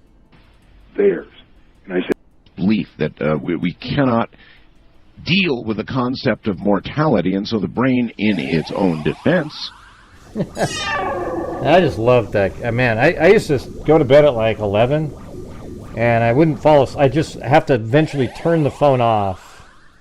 Well, thanks, Linda Howe. Emoji, flying saucer emoji, corn emoji. Yeah, see, that's all. Yeah, look at there. Imitation, thanks, great. Alien, cow, then the UFO, and then the corn and a circle. See, she got it all in there. The cattle mutilations from aliens, crop circles in a cornfield, and there you go. What cool badge? You don't have one.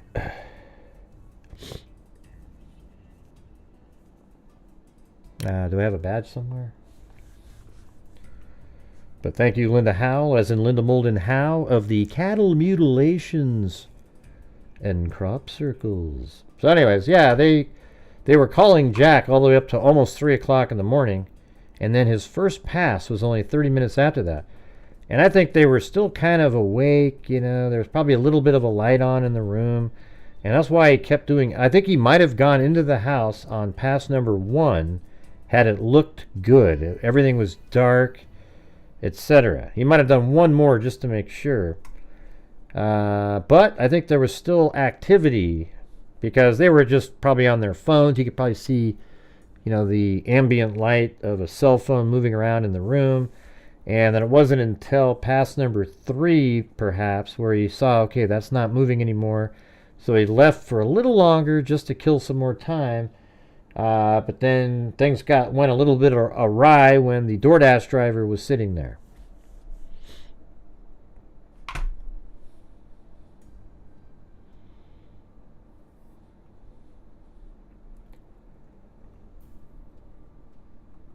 Let's see this one here. I'm just using all Daily Mail. This one's from the 28th.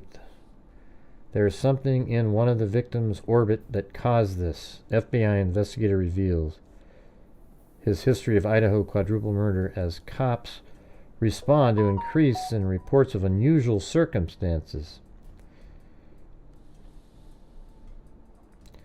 Alright, so the former FBI investigator Bill Daley told Fox News that he believes the Idaho quadruple murders was a targeted attack and that someone in the slain college student's orbit caused it to happen. I wonder what he means by that. Wait, that's close though, isn't it? Let me type in his name.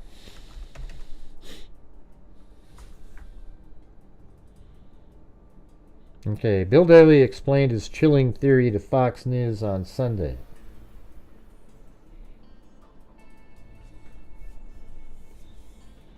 As police revealed, there had been an increase in reports of unusual circumstances and requests for welfare check since the horror stabbings. There are a couple of things that are starting to suggest that there was someone in these people's orbit that caused this incident to come about by this murder, Daley said. I wonder what that... University of Idaho student Kaylee Gonzalez, okay. As the investigation into their deaths enters a second consecutive week without any suspects, police say they have been dealing with an increase in calls from people reporting unusual circumstances or requesting welfare checks on loved ones as the locals fear for their safety. According to a press release issued on Sunday, police have received 78 calls for unusual circumstances and 36 requests that police perform a welfare check. We understand there is a sense of fear within our community. Okay. But Daley told Fox News on Sunday that there are reasons why he doesn't believe the attack was just a random rampage, but instead a targeted slaying. Isn't it kind of crazy to go through all these? Yeah, well, we don't know if that's... I think there is a connection between Kohberger and Madison Mogen. I think he liked her comments and things like that. I know that we see, when they say no connection, a connection means that the other person has to connect, right? But I bet you there's Kohberger had tried to message and communicate with Madison Mogen, and she didn't respond. There's no connection. It was him trying to connect.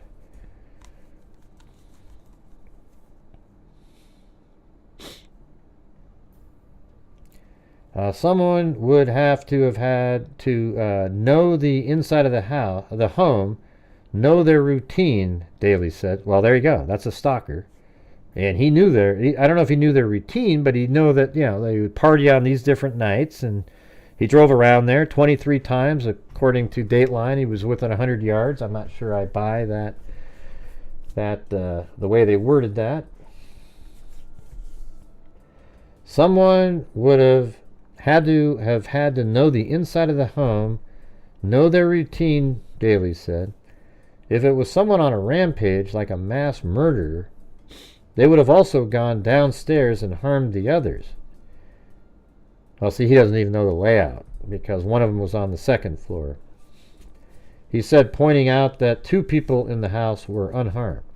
Investigators have determined that 4 slain students were likely stabbed in their sleep sometime between 3 a.m. and 4 a.m. It's way off. I mean, it's 4:07. I would say 4:08. You can literally say 4:08 because, as we know by this document right here, at 4:07 and 47 seconds, the vehicle, if I get away from Japan here, I was looking at Hacksaw Ridge area. Look at that, crazy how quickly you can get to the spot. Alright, so at, let me get the date where there's actually a building there. Alright, so what do we need? We need, if we can somehow get 14 more channel memberships, we'll get to the goal. And I'll donate 5 myself. So throughout the rest of the show, if we can get 14 more channel memberships, that'd be good. Alright. So that time on, for the people out there, we have all the information here. Alright. And if you're wondering, why does he keep trying to raise money on it? Because that's the thing is on this channel, we make a huge difference outside of the channel. Alright. And we're about to hit the $250,000 mark. And that's just what I've sort of been relegated to do. It used to be where people would just, it wasn't, I didn't have to mention it as much, but I do now. And it's the only way to seem to get there. Some days I don't have to, though. And I don't know what the magic sauce is on those days or whatever. I'm just me trying to do the shows, trying to make sure that the channel survives, and that also we're able to continue to... we're actually picking up another DNA case. It's a car accident from 1970, and they don't know who the person was that died in it. Okay, we're going to identify who that person was and notify any family members that they might have had and wondered where their son or sibling went. All right, so that's another one that we're doing. I talked to Dr. Colleen Fitzpatrick today for a while. All right, so if you're out there and you have the ability to, that would be great. We've already identified. So for people out there, you don't know. Usually when I start telling people this, they leave because they don't want to listen to the good things somebody does. Screw it, you're boring. Move on to something else. I don't care. So the thing is we've done, I think, 6 or 7 identifications. There's more that, you don't get to say some of them because the family doesn't always want you to say, but we did one, the Daniel Armentrout case. That was amazing. That was from 60 something. And then we've actually identified the victim of a serial killer. There was 11 victims. All had been identified but one, but they know that the killer killed her. And we identified her, but they didn't. The family didn't want her name out there. So the people in the public, we didn't get any glory, I guess you could call it. I mean, it's just, but still, we gave the victim's name back, and we've done multiple. I mean, it's crazy. A whole bunch of different people we've given their name back because of the generosity of all the freaks and my ad revenue and everything else. That allows, at the end of the month, I try to give away like 33% of the gross income. That's what I try to do. Now, the less I make, the less likely I can give 33% away of the gross income, right? So, menus from shows from Art Bell, remember? Yeah, Ed Danes, yeah. Remote viewing, yeah. I always hated that kind of stuff. The lizard alien people and the... Thanks, M10. There's one of them. Richard Watts, so we can count Flora post day as 2. So, what did I say? We needed 14. We just need 12 more now.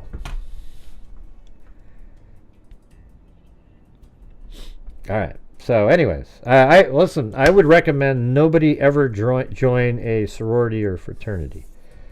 All right, that's what I would recommend if you guys are talking about that. I think I think people in the dorms, those are natural people that you naturally became friends with. When you join a fraternity, the fraternity looks out for itself before it looks out for the people in it. All right, they really don't give a shit, and so but however, if you were in the dorms and you met people and you naturally became friends, they would look out for you. That's the truth. See, Gray, I knew Doordash had to have known he was there and seen him. What? No, we talked about it for... Hey, nurse, you're full of crap. We've been saying, I've gone over this so many times, that they had to have passed each other for months and months. I've been going over this. You're a crazy person. Okay? That never happened. And at least I don't remember ever saying that they didn't see each other. You're just one of those people that want to pretend and create issues.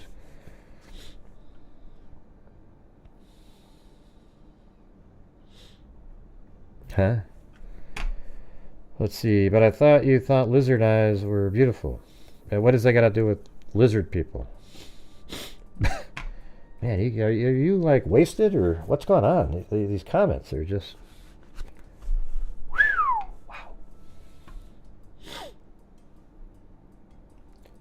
Yeah, so we need 14 more channel memberships. Still, you aren't getting what I mean again. Oh, I don't care, nurse. Jay, you're in here to cause problems. Did you come in here to contribute or just act like a jackass? Be honest. Because your first comment was rude, inaccurate, and you came in to just cause problems. And if your response to what I just said is another rude comment, I'm blocking you from the channel permanently. Okay? So let's see what your next comment is. If you want to make something that's constructive, related to what we're talking about, that'll be great. But if your next comment is something negative, I'm removing you permanently from the channel. Okay? Let's hear what it is. Go ahead. We're just waiting for the next comment.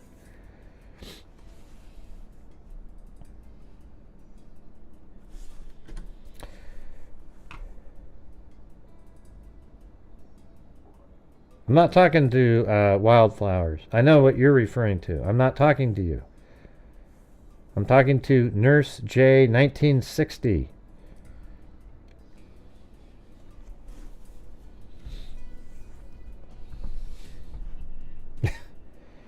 I think Ray doesn't know Cold Comfort Farm because he pronounces my name. Oh, Post. What? How do you pronounce your last name?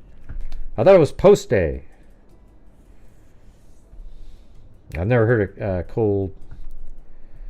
Will you be live streaming? Yeah, I'll be live streaming the entire trial. This is where you're going to want to watch the trial if you want to have a much richer experience, because I have 360-degree videos. I've got the 3D model of the case. I know the case.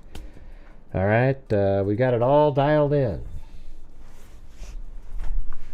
And if you want to just go somewhere with the talking heads that don't know what, they're going to give you the platitudes, then that's where you're going to want to go. I won't be doing that. It'll be accurate information. All right. Let's see. Let me get back to what we were doing. But yeah, guys, we need 14 more channel memberships. I think as a whole, you guys can do it.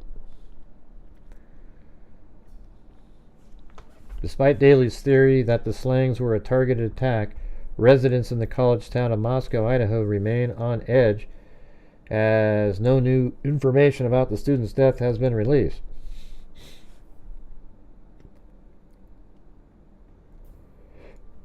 Aaron Snell, the communications director for the Idaho State Police, said the rampant speculation about the murders does a disservice to the families and the community. Well, you guys also created the atmosphere for the rampant speculation, which led in part to the nutjob pro-burgers that are out there. Hey, thanks, Karen Morrison. All right, 13 more to go. Or wait, did we already say, what was it before? Hold on a second. I can't remember if that was, I think it might be 11. Wasn't it 14 originally? Yeah, just 11 more to go. I think I forgot that. Okay, so 11 more channel memberships, and then I'll donate 5 myself to the BK case. I think you have done the most coverage, and well, what's weird is I cover it better and longer than a lot of the people, but they get way more views because of the algorithm and whatever secret sauce they use on social media to get their names out. I don't know how to do any of that stuff.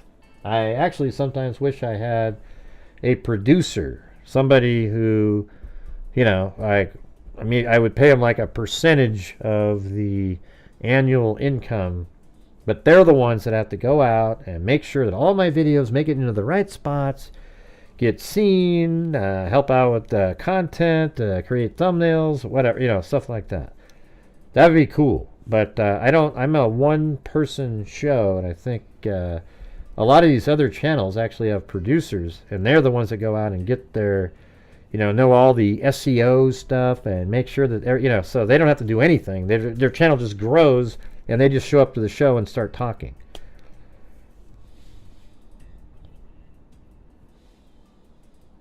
I don't know what that means, Mr. Z. Oh, yeah, right. The clown.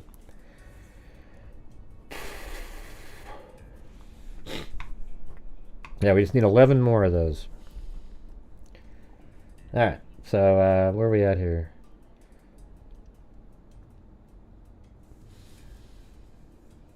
Working this case from all 3 agencies. They start these maps, by the way, these floor plans are egregiously incorrect. Alright?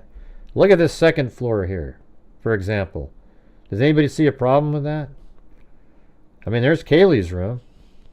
Her bed was over here, and there's no window on the side of the house over there that I remember seeing. There's a window on that side. She does have the slider there, and then the stairs, they don't look like that. The stairs go up this way, and then there's a landing, and then they go up that way. The bathroom isn't at the top of the stairs. It's in this corner over here, and Madison Mogan's room is tiny. I mean, this is the worst model I've ever seen. I don't know what the hell this floor plan is.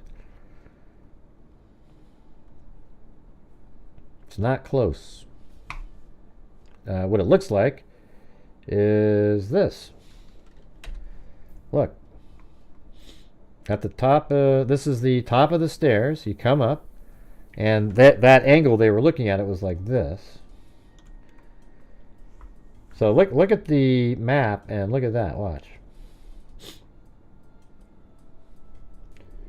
I don't know if you can see it, but see at the top of the stairs, they have a bathroom right there. Well, look, here's the top of the stairs. You walk down a hall, the bathroom's over here.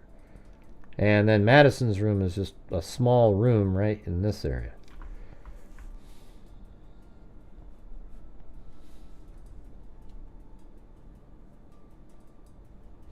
No, it's just your system. I'm a DNA detective. You'll have to like refresh.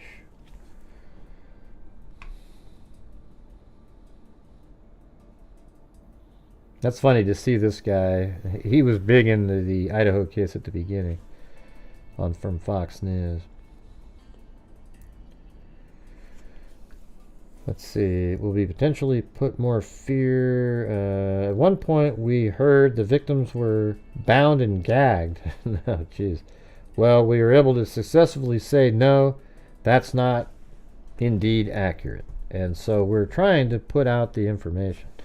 An autopsy on the students' bodies found that they had multiple stab wounds and some had defensive wounds, but there was no evidence that they were bound and gagged. Snell also... Snell's somebody else. I want to know what this Bill guy was. This is probably 4 or 5 years before the homicides, I would imagine. She looks like she's like 16 or 7. I don't know. She doesn't look that old in that one. Maybe just graduated from high school, maybe.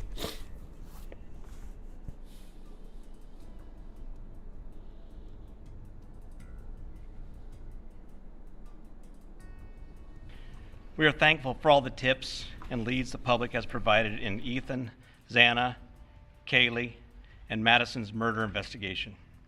No bit of information is too small, and every tip will be pursued.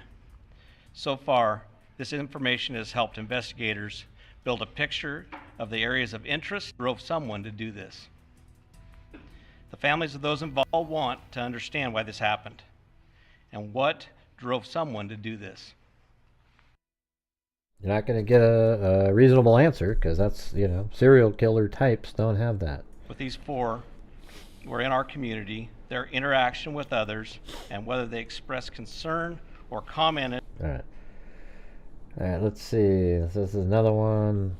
It's a delicate question. Police continue to insist Idaho killings were targeted, but refuse to say which student. All right, so see what I'm saying? Yeah, they always use the same pictures over and over.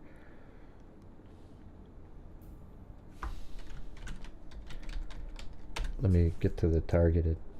In the police investigating the death of 4 University of Idaho students who died in a horror knife attack earlier this month have insisted at least one of the victims was targeted, but refused to say which of the friends could have been the focus of the attack. Speaking in an exclusive interview with Daily Mail, Idaho State Police spokesman Aaron Snell, 49, said it's possible all 4 victims could have been intended targets of the gruesome November 13th stabbings. He confirmed investigators have gathered enough evidence to suggest the killings were targeted, but admitted they are still no closer to identifying the murderer. I wonder how they could tell back then. Maybe because the car was circling like a shark. We still believe it was a targeted attack because of the evidence at the scene and how everything developed, like the car circling. What we know, we believe that's accurate. It comes days after the Moscow Police Department revealed it had received hundreds of pieces of information that suggested one of the victims, 21-year-old Kaylee Gonzalez had a stalker. However, authorities are yet to corroborate. I thought they figured out who that was. Snell said the theory plays into the notion that one of the 4 was targeted by, but refused to say, which of the victims. Huh. What is he saying up here? Are yet to corroborate. So he does say, Snell said the theory plays into the notion that one of the 4 was targeted, but refused to say which of the victims. And that's Madison Mogen is actually the target, in my opinion, describing it as a delicate question. He said, that's part of the ongoing investigation. That's a real delicate question, and when we're able to say that, or if we're able to say that, we'll definitely do that. Kaylee and Madison were found on the top floor of the property, while Ethan and Xana were found on the second level. Everyone had Ethan's positioning wrong. They thought he was out in the hall, like outside of the bedroom, that he could be seen coming in, you know, like coming into the house. Oh, like the roommates. See, doesn't everything make sense to everybody now when you listen to the 911 call and everything and the documents? That there was just absolutely horrendous reporting and rumors going around. Ethan Chapin was not visible. Even the probable cause said when they walked down the hall, they could see a body in the room, which turned out to be Xana Kernodle. After entering the room, they saw, which turned out to be Ethan Chapin. You see how what a big difference that is? Because now it means Ethan Chapin is off to the side. And that means, I believe he's off to the left, and that's his blood that's coming outside the house. What about Kaylee? What are you talking about? I wasn't talking about Kaylee. Oh, the stalker? Yeah, I thought they like she was at a store and they talked to the people. I don't know. I remember that coming out at one point. That they ended up talking to the people that she thought was stalking her. Alright guys, we've frozen up again. We need 11 more channel memberships, and then I'll donate 5 myself. Alright? I think as a group we should be able to do that.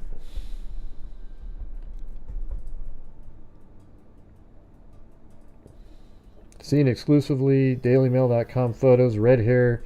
Ducour, 21, had dated Kaylee for 6 years and was possibly the last person to speak with her, with multiple calls placed to his number by Madison and Kaylee hours before they died. The 22-year-old has since been ruled out. Right, so there was a time when he wasn't ruled out and had been too heartbroken to speak with his mother, telling dailymail.com that the Ducour family intends to stay silent out of respect for Kaylee's parents and siblings. Moscow Police Chief James Fry had initially made the claim that the gruesome murders were not random attacks days after the killings, without further explanation. The chief, he stands by that. There he is right there. That's Jack. So remember these pictures here. And they have the dog. That's Murphy right there. That's weird. Like that's Murphy just days after Kaylee was killed. Wow, don't all get started at once, guys. We need 11 more channel memberships. In a wide-ranging interview, Snell also said police have now largely finished with the crime scene, but continue to hold it in case further investigation is needed. Yeah, they held it for a long time. That was a video that she made. That's her sliding glass door on the 3rd floor. Her bed's right next to the window there.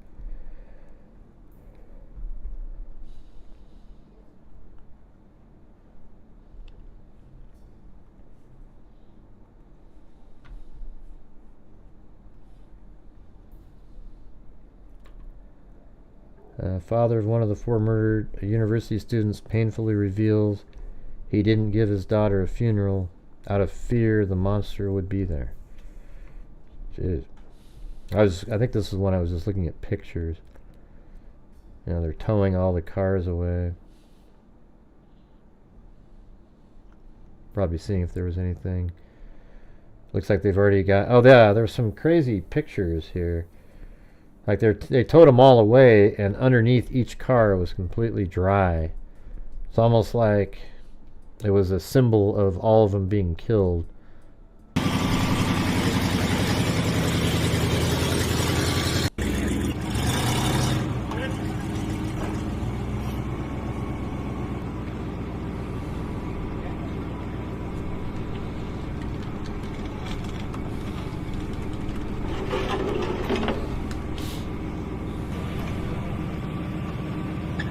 I am. I'm certain Kaylee wasn't the target. 100%. And we know it wasn't, Kaylee wasn't the target because she wasn't even there. She wasn't supposed to be there. He'd been looking at her, Madison, the whole time, staring through her window on a nightly basis.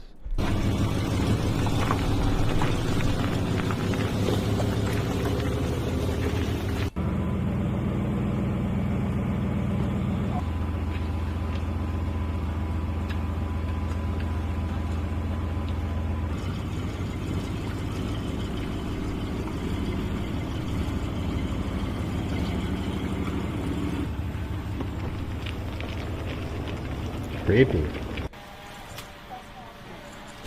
I mean, I guess I don't know. I mean, I'm certain that Madison Mogan was the target.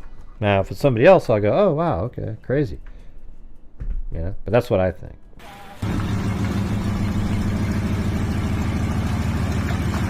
And mainly because, look at that, you can see right there, that's her room.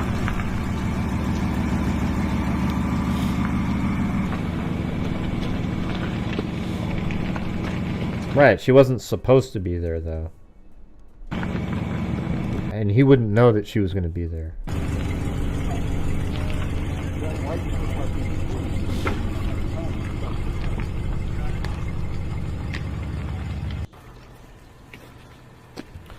Isn't that creepy looking at... Oh, so I guess they did tow that one away.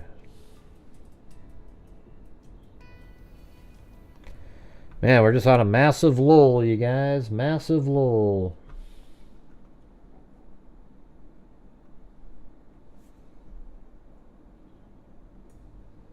Why? Who the hell knows? Let's see. Is it out here? Yeah, these pictures right here. Look how creepy that is. You know? Like just that sort of a representation of the people who died, you know. 4 empty spots and there's no snow underneath them. Crazy, right?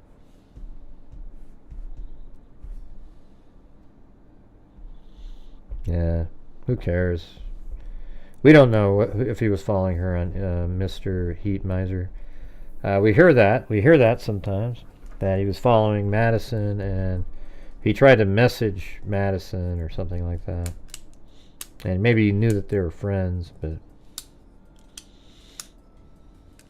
I mean, the fact that it was one night she was there doesn't make it. He'd have to have knowledge that she was somehow driving there, and I doubt it, you know. I think he was there that night, and she just happened to be there.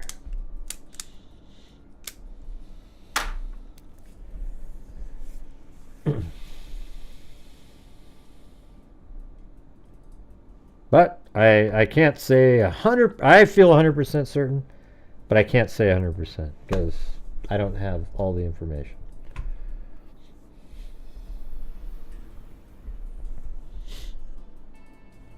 All right, you guys, how do we get to the goal tonight?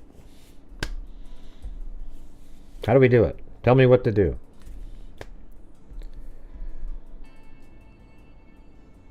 What do you mean? you missed that another roommate had gone home at the last minute. Now, there was a person that was going to go visit or hang out with her. That was in the documentary.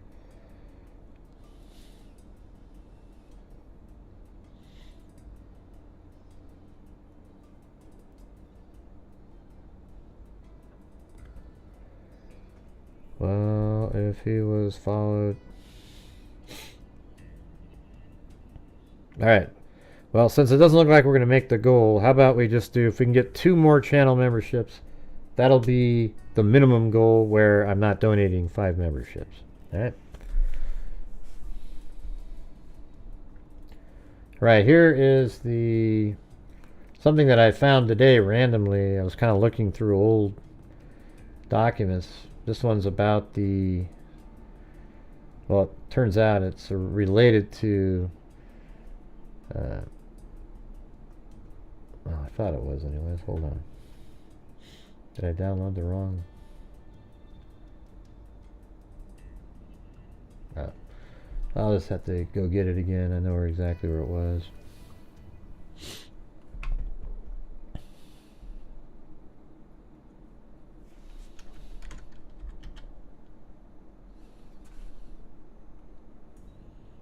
There it is.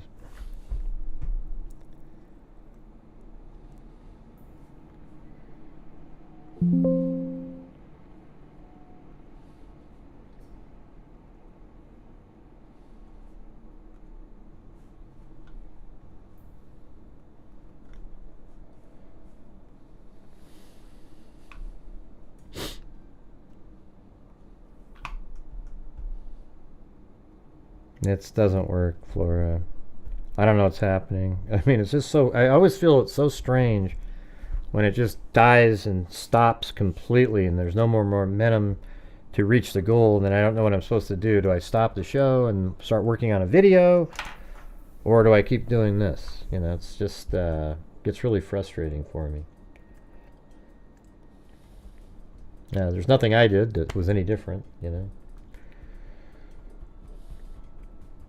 Yes, this is like regarding the K-bar knife. So I thought it was interesting in here where it was talking about on the 29th day of November at approximately 2:31, the following peace officer, Detective Lawrence Mowry, served the search warrant herefore issued upon the place and person described therein. And it's right here. It's in the matter of the application for a search warrant for K-Bar Knives Incorporated, 200 Holmes Street, Orland, New York. And then it went down and, you know, they're giving this whole, like these different models. I mean, so it's interesting here. You know, like what are they doing with these different... So this right here, this is a K-Bar 1217 here. And this one says USMC Fighting Utility Fixed Black Knife with Leather Handle. Thanks, Dixie Hippie. And thanks, Esther, for gifting Esther Melgoza to Michelle Garrison. And there's Karen Morrison. All right. Well, we'll hold out hope that we get the other 9 by the time the show's over, and then I can gift the 5. All right, so we've got, so there's that number, right? And then the next one is K-Bar 12, and that's the sheath. So I thought it was just, I'm just kind of wondering what they were doing here with this. So when I put S on there, that's when it goes to, okay, I have to put K-Bar on there.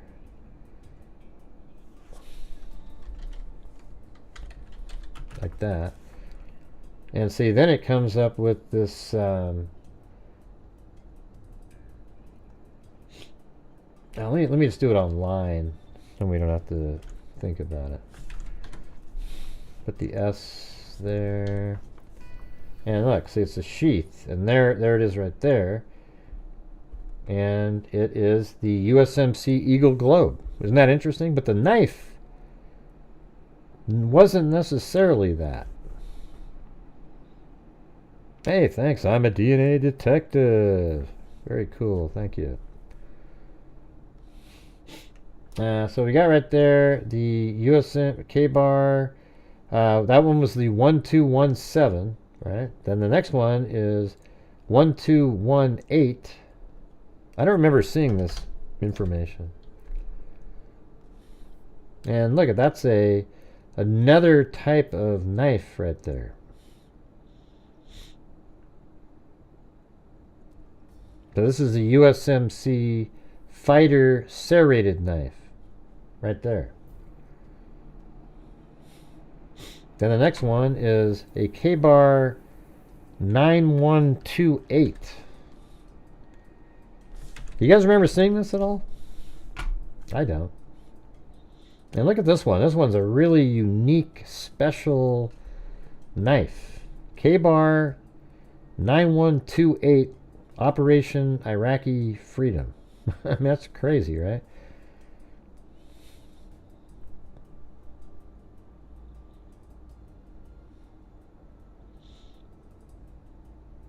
Yeah, nah, see, I talked to people on the side, so I'm pretty sure that Madison Mogen was the target. That's why it was there. So it's not all we know. I know different stuff. All right. So anyways, we've got the Iraqi Freedom knife. And then over here, 9140 K-bar.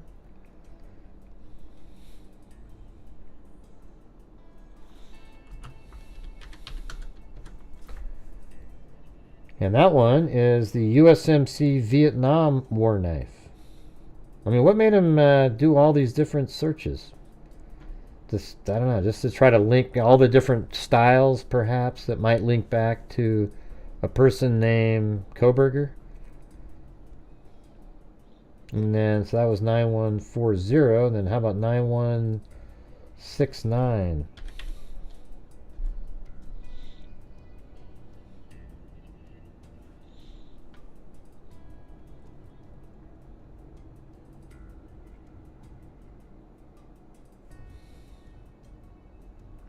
Not sure what you're referring to.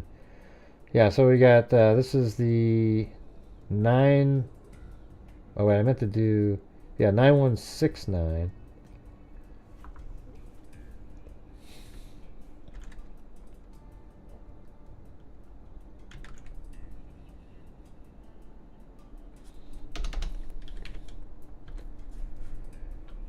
So that's the operating enduring, there it is. So K-bar 9169 is operating enduring freedom. So they have different knives for different campaigns. And then K-bar 9191.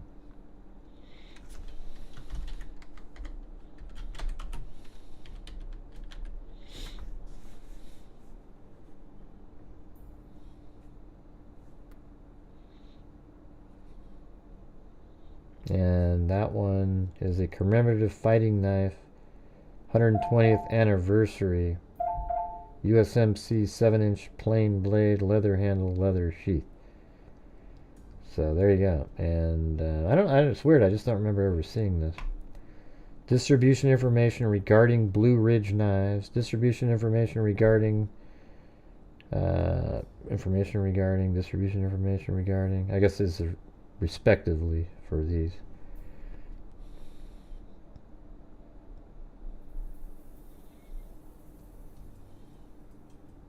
In the above titled matter, this court having hereto issued a search warrant, and the said search warrant having been served according to law, and the return of warrant having been duly made as directed in said search warrant to this court.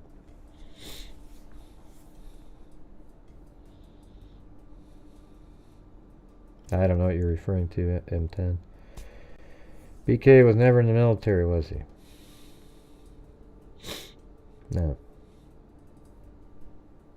Koberger, the K-bar killer. Doesn't seem to be practical in civilian life.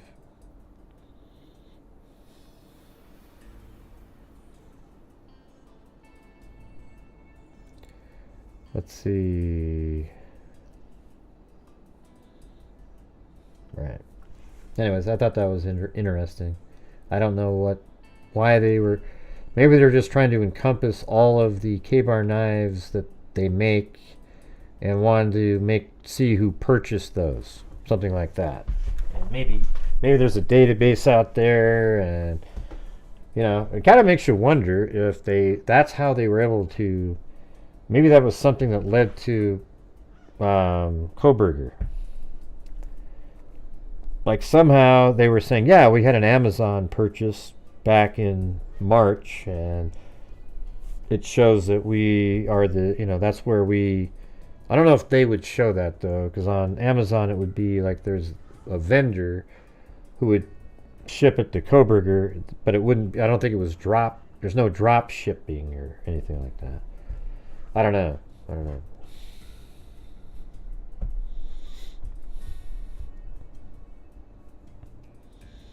Yeah, they aren't practical. They're really kind of for killing, those knives.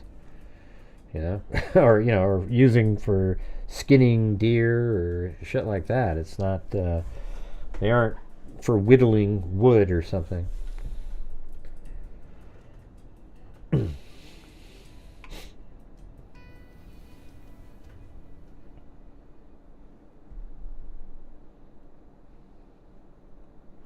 Here's a shot from, just a random, I hadn't seen this one, out of Kaylee's back, and there's the parking area way in the corner back area there. So from her window, I don't know, it's not really though. Let me look at that again. Yeah, it's hard to say because her window is at this angle. So if you're looking straight out, I guess there might be some parking way back here, but I don't know. I don't think he drove all the way back into the corner.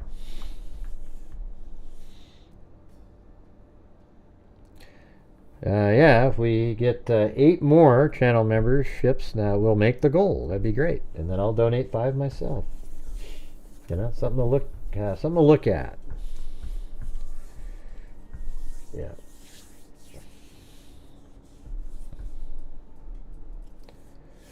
All right, so I'm going to listen to this again, and that's cool because we got it right. All of the media is reporting exactly what we have in here for the wording, especially all after when we did slow it down, it seemed to help a little bit. And now I have to testify. Murder case too, so yeah, because I'm a Doordash driver, so yeah. You have to testify in which murder case? Murder case with the college girl. Oh. My Doordash driver. Yeah, you can cut deer with it, rip it open, all that stuff. So right. Hey, there's M10. There's 5 of them. Didn't you see what Rambo did with it? He killed a boar with the damn thing.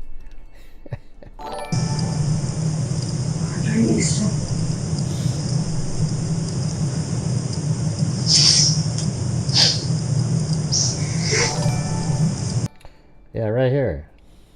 College girl. Oh. My Doordash driver, I saw Brian. I saw Brian near the house.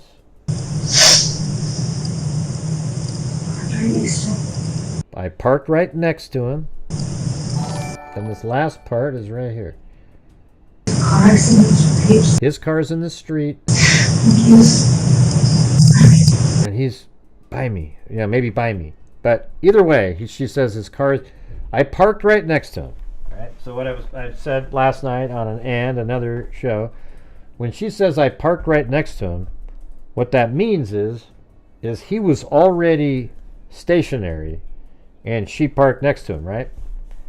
Because if she was stationary and he parked next, drove up and then stopped, wouldn't she would have said that he parked right next to me. Instead, she says, I parked right next to him.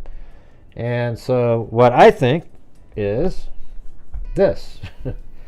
I mean, if you look at it, and we use our little timing again, I know I've gone over this before, but I mean, I'm trying to get it where it's really precise.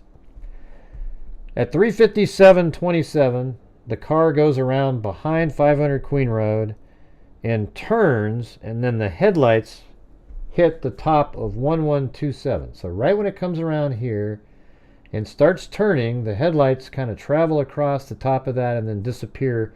This is just a lot higher than the rest of the homes there. So that means at 3:57:27, it comes around right here, and then it turns, and then I would say within 15 seconds it parked. So we go 27, 15 at 42. So at 3:57:42 he parks, and let's say he parked right here. Now let's switch over to using my 360-degree software. So he parks right here where basically this red car is, but I'm going to go a little bit further just so we can see it. So this car, but he's facing the other direction, and he parks there and he just looks over there. He's kind of watching, and it might be that he saw some lights. I mean, I don't know. Maybe he saw headlights over there as he was coming down, but he stops right there, and then he's there at, like I just said, at 3:57:42. And then right after he gets there, at 3:57:50, let's say, the Doordash driver pulls in. And they're right there. And he's right here. That matches what she said. I parked right next to him. He was on the street. Boom.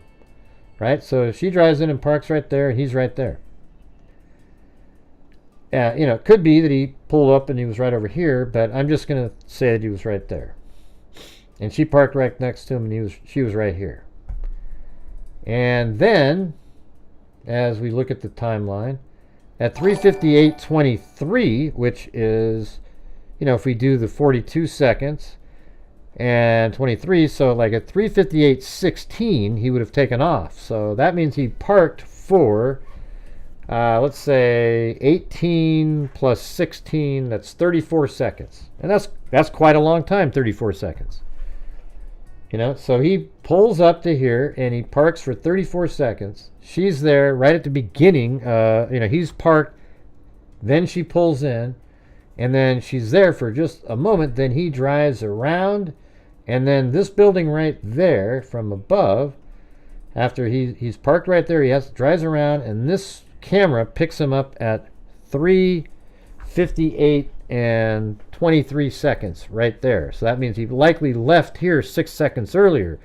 Now, what would be interesting is to listen to the audio on the 1112 King Road camera to see if it has the sound of an engine sort of revving a little bit more, like it's, you know, when you're parked, it's just idling, and then it takes off. And if it was only like 5 seconds prior, that means it is parked down in this area.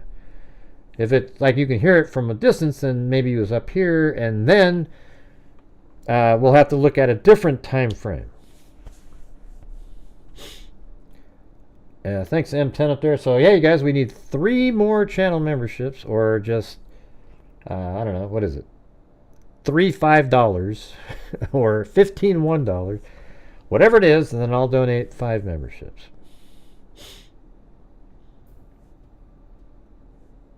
Nah, it's not absurd, American Outlaw. I don't believe I'm not saying she can't be, idiot. I never said she can't be. I said I believe that Madison Mogen is the target.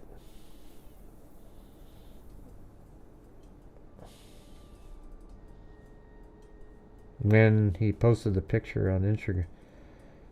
What? Waiting for Kaylee to be there, and when she posted the picture on Instagram, he put the plan into motion. I don't believe it at all. You're the asinine person. All right. Let's see. And if Kaylee, he probably would assume that Kaylee would be in her own room. I think that Kohberger went there to kill Madison Mogen only. He was going to sneak in quietly, kill her in her bed, and then exit the house and perhaps leave the K-bar knife as a calling card. No, I didn't say that. I didn't say it's not possible it was Kaylee. What I said earlier was that how would he know that Kaylee was there? You know, like, oh, yeah, he waited all this time and she just sort of randomly shows up and then he's going to go there to kill her. That's what I said. It doesn't make sense to me.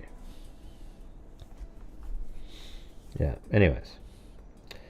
American Outlaw, the rodeo clown. You'll see at trial, okay, buddy? Thank you. Come back and apologize at that time. All right, clown? Thank you. Go watch The Clown. That's more your type. Let's see. There was other knives for sportsmen, and they know the knife to use.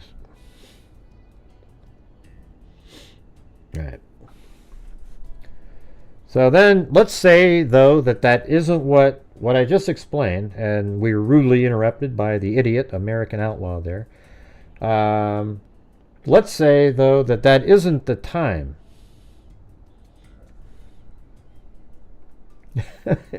Well, I didn't say that. I didn't say that it's not possible. I said it is possible. I just don't think it's very likely that he was there to target Kaylee Gonzalez. All right, I said that. But, you know, clowns like American Outlaw, their brains don't work correctly. They only hear what they want to hear. Yeah. All right. So we're going to go ahead and, you can go hit the rewind button. I didn't say that. Hey, thanks, Sandy Shirley.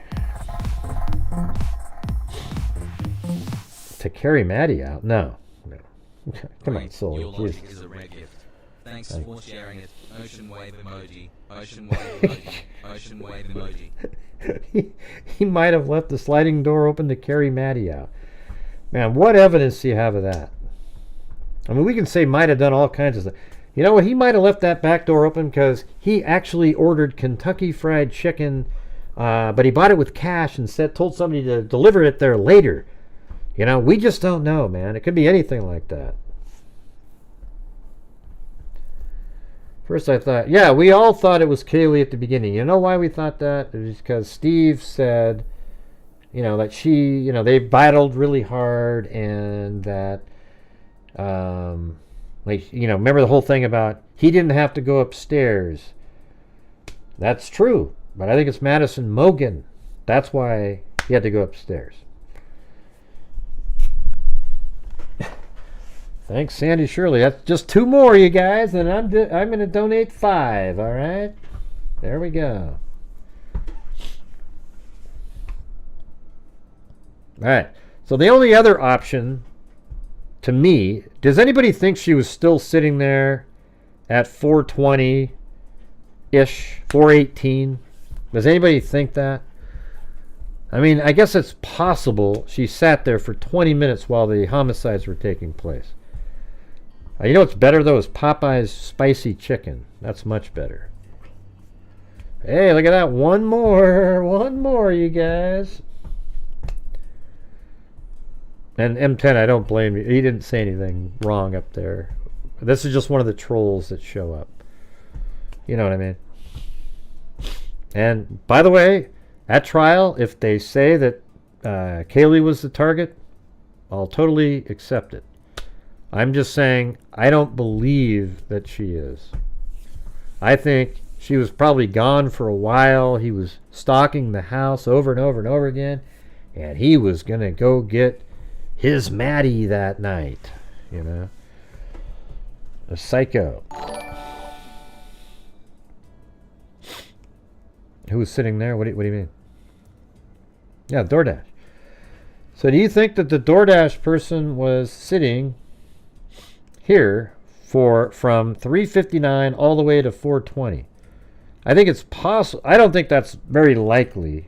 It's definitely, you know, quote, possible, but very low odds.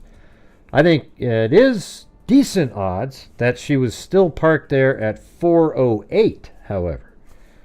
And as we, yeah, and guess what that sort of marries up with. You know how lately we've come up with that on the final pass that maybe he parked right here for a quick exit. Well, what if, I mean, this is crazy, right? So let's say she's still sitting there at 4:08. You know, you deliver it and you're just going to look at your text message, music, whatever, sit for a while, you know, whatever you're doing. For 8 minutes. She sits here. And then let's say at that time, so let's see. So Koberger, let's back up again. So now remember we have the 359, right?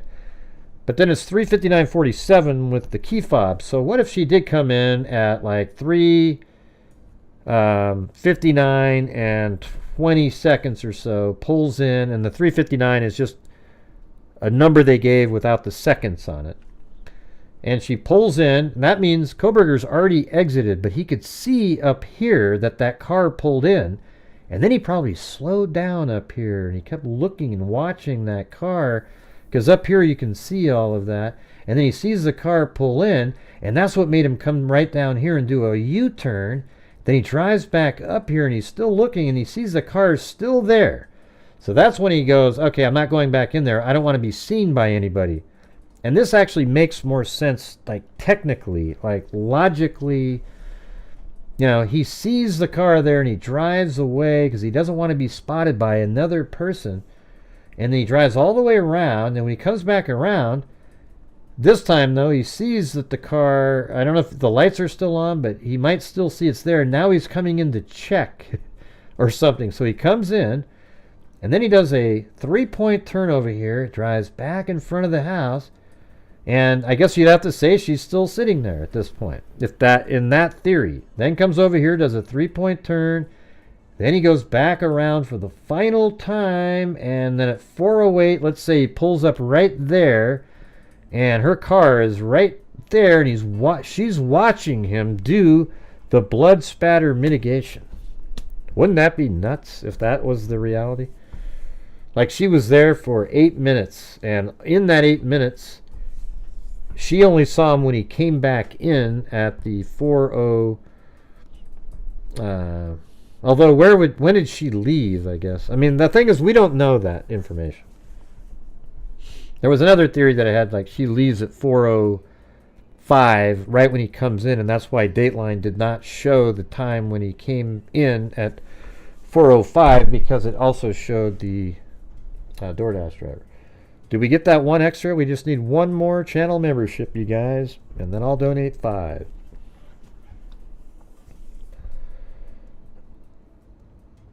Yeah, it's so interesting, though. I mean, both scenarios make a lot of sense. This one makes a lot of sense too, though. Like he shows up in there at what do we got? The 3:56:55. He comes around the corner over here, and then at 3:56:27 he's right there, and then at 3:56:42 he probably parked right there, and then she comes in just 5 seconds later or something and parked next to him. Then he's looking and he's looking, doing whatever he's doing. Then he takes off, but she's kind of like, that guy was creepy, so sits in her car for a little bit as he drives away. Then at 3:59 she marks ordered, but then doesn't get out of her car for 40 seconds or so. The camera's ready to go, gets out, hits the door, the key fob, walks around the back, delivers the Doordash, comes back around to the front, and then hits the key fob, the key fob again at 3:40 and like 23 seconds. Where is that? 3:40 and 27 seconds, and then again at 3:40 and 28 seconds. In the meantime, at 3:40 and 14 seconds, in between the key fob sound, Koberger's car is driving right over here, and he's looking over there. So he sees that vehicle, and he doesn't want to go back in there again.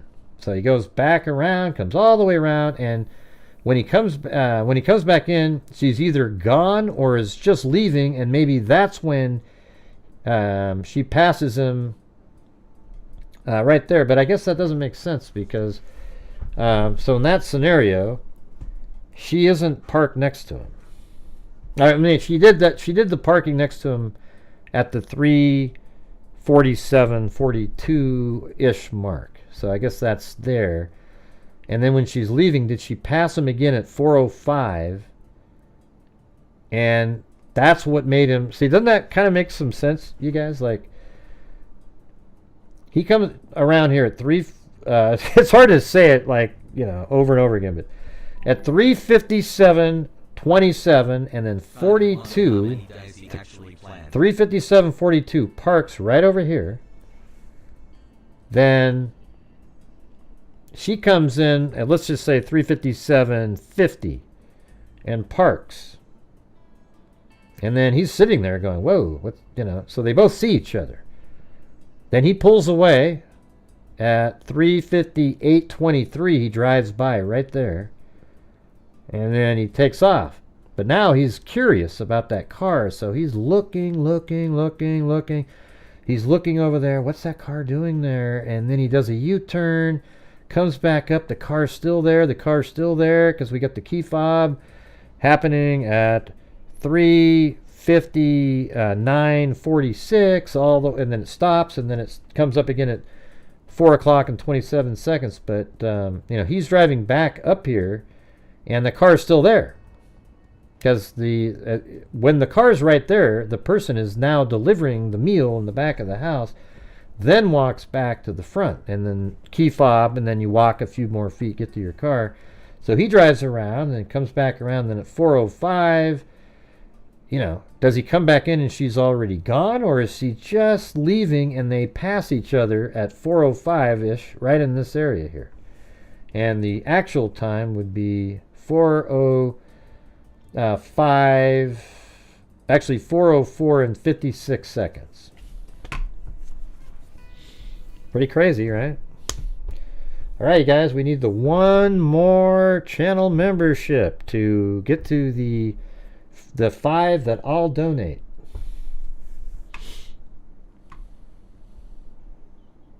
Man, that last one's really hard to get.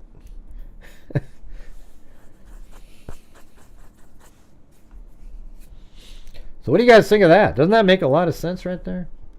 Now, he could have left before he got back, but when he comes back in at 4:04 and 56 seconds, and let's say they passed each other and she's leaving, wouldn't that then trigger him to want to see what the lingering effects were of that car being there?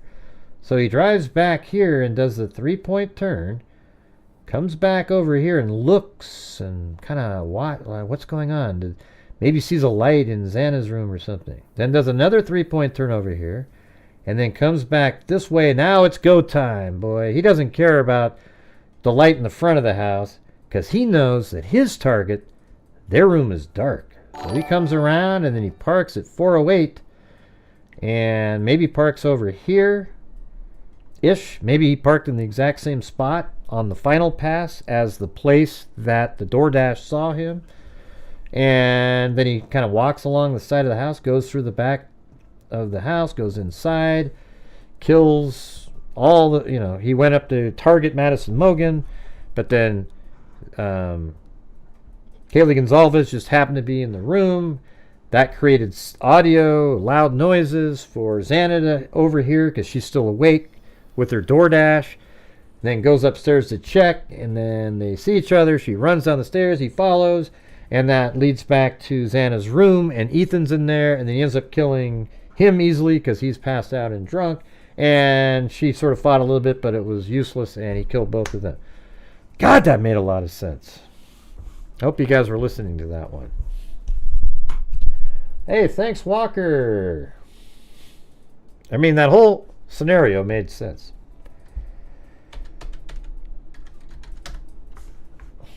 If I do say so myself.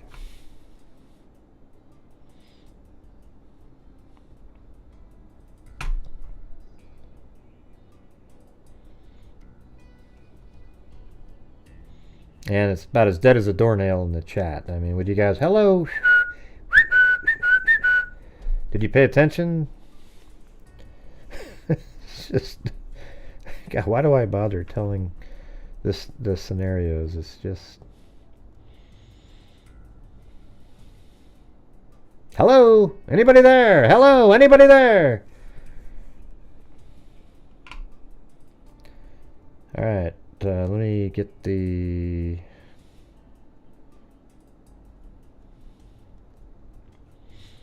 God, it's just crazy.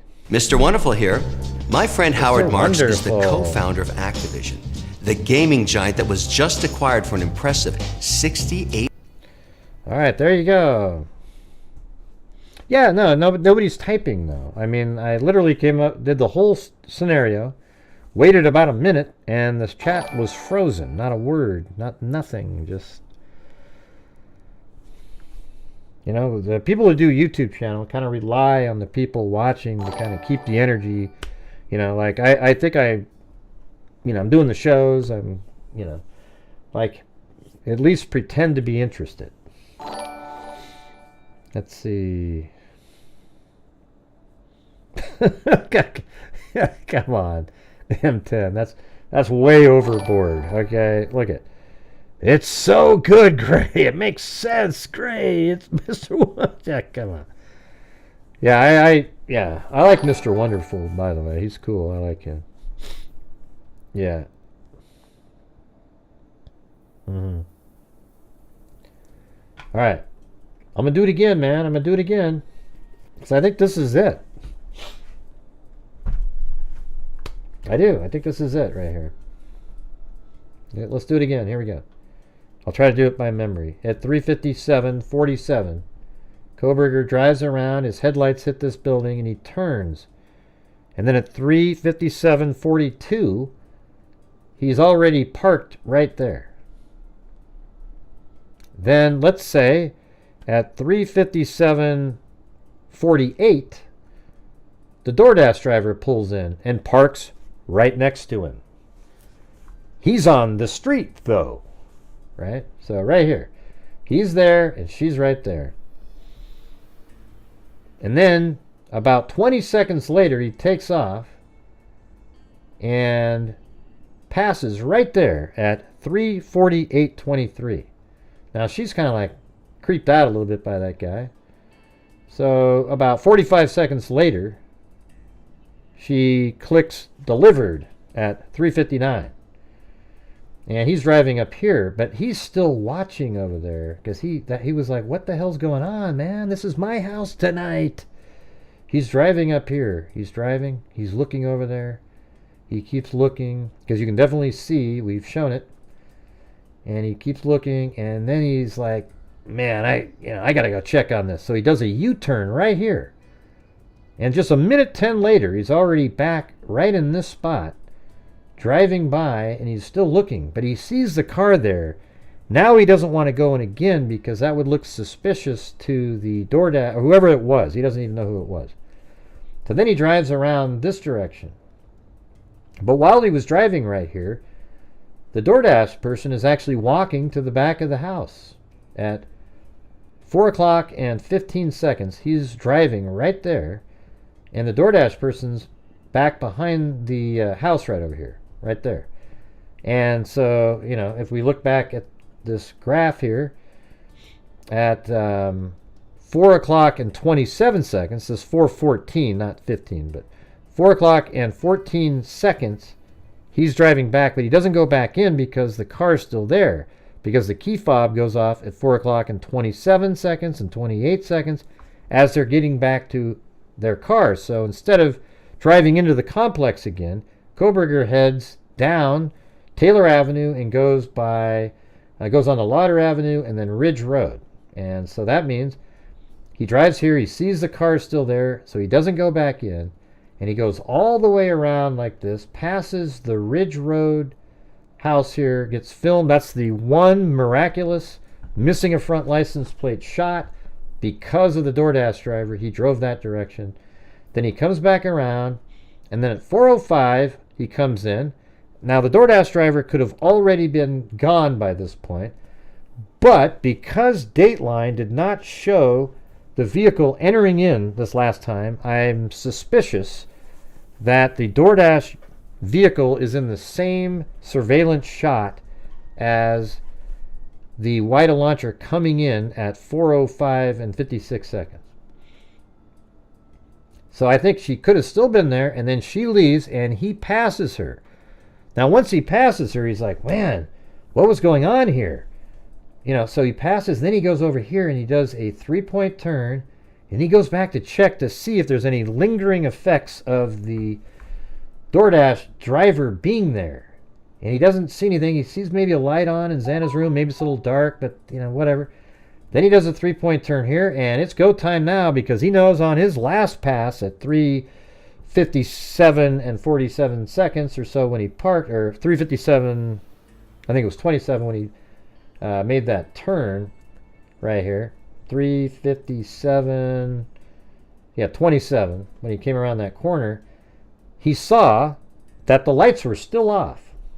So he's ready to go now. So even though he just passed the car, let's say, he comes back in and he goes this direction. He does the 3-point turn, then he checks. Now he's go time. He goes around and he parks the car right along this road here. I think probably right down here. Same spot that he parked on pass number 3. So then he goes into the house and he does what he does, and he takes off at a high rate of speed. But then that kind of just logic, you know, it kind of makes sense. Now, I don't care, you know, he doesn't have to have passed her at 4:04 and 56 seconds. It could have just been that, you know, she had already left and he came in and he remembers seeing her there and was wanting to check on it. Okay, the reason I'm saying that he passed her is because that's the one piece of footage that's precariously missing from all the surveillance that Dateline put out. They put out a little segment of every significant piece except the time when it came back in on pass number 4, and man, that's only 4 minutes or so after she delivered the order. And I can see somebody sitting there for a few minutes, couldn't you? Yeah, so that's just a theory. Now watch, it'll be she helicoptered in on a parachute, and you know, won't even be anywhere near. But anyway, hey, thank you guys for reaching the goal where I was able to donate the 5 memberships. All right, very cool. Yeah, it was in my animation. Yeah, yeah. I even made one showing that it could have passed it a long time ago. See, a lot of people don't watch my videos. They, you know, it's like you get 4,000 views on one of the greatest videos ever made on YouTube, and it's just incredibly frustrating. And then an idiot staring into the screen talking about, oh, look, it's the DoorDash. They get 80,000 views, and everybody thinks it's the greatest thing they've ever seen. Yeah, it sucks. That's YouTube for you and the algorithm.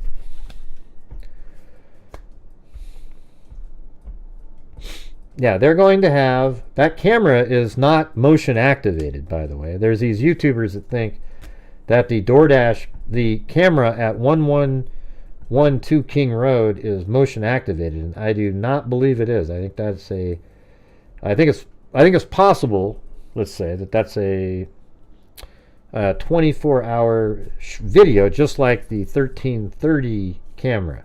That thing just keeps filming and filming and filming. I mean, it is possible, though, that it's a motion-activated camera. And I guess if it's motion-activated, then, and if it didn't pick up the Elantra coming in at 4:05 and 56 seconds, then that might speak to the fact that the DoorDash vehicle had left at like 4:05, and there's a time frame where there's like a 30-second wait before it activates again.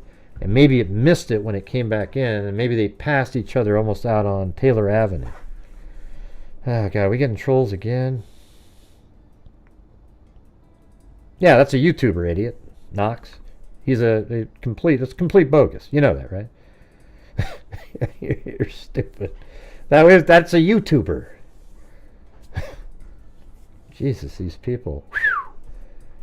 Yeah, you mean the guy that said that Brian Laundrie was still alive even after they found his bones, and then it was actually a guy on Twitter? That guy?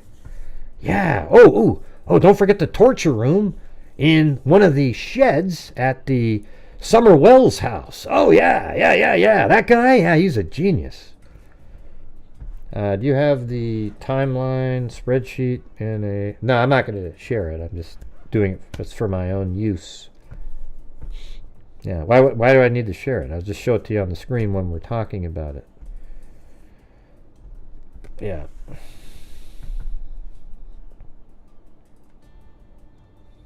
Yeah, the mods took care of that one.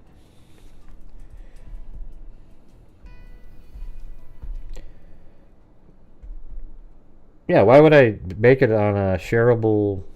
I mean, I put in all the work, and then these other clowns get to actually use it. Forget it. I don't know, Zozo. God, I mean, it's just incredible. You know, it's like all these people on YouTube who were once cops or something.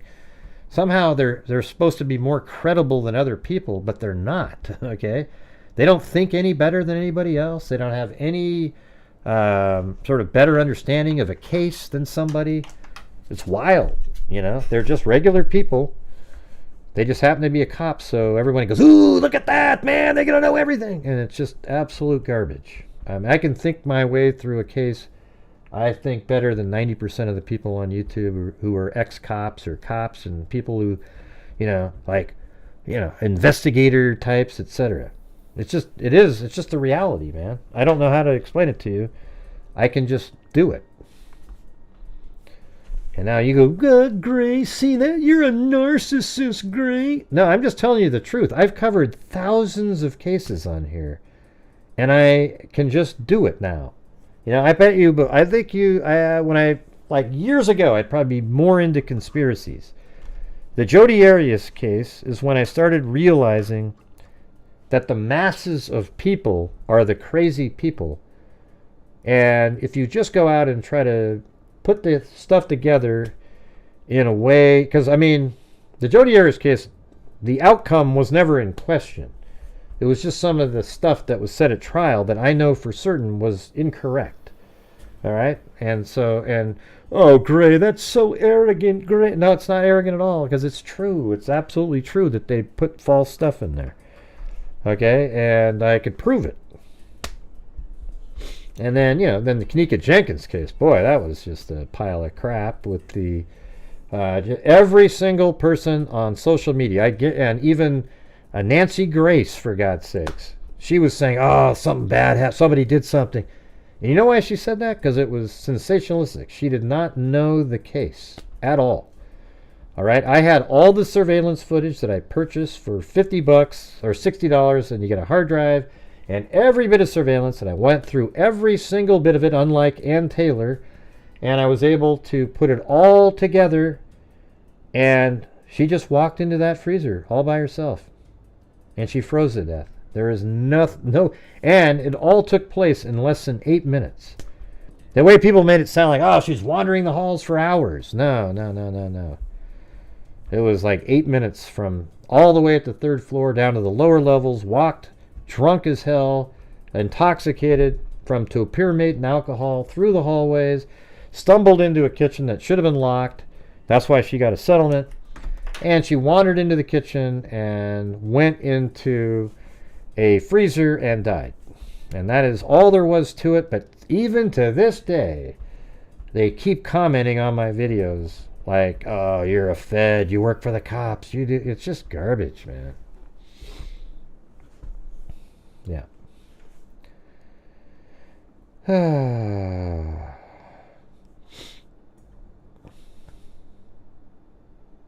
No, it was the other way around, Tony. But thanks for putting the name out there. We didn't really want the name out.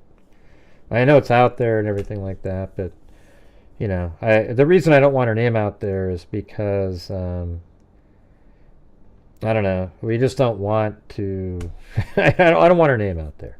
The Proberger nut jobs are the ones that'll look her up and attack her over and over and over again. Hey, no problem, Tony, up there for your other comment.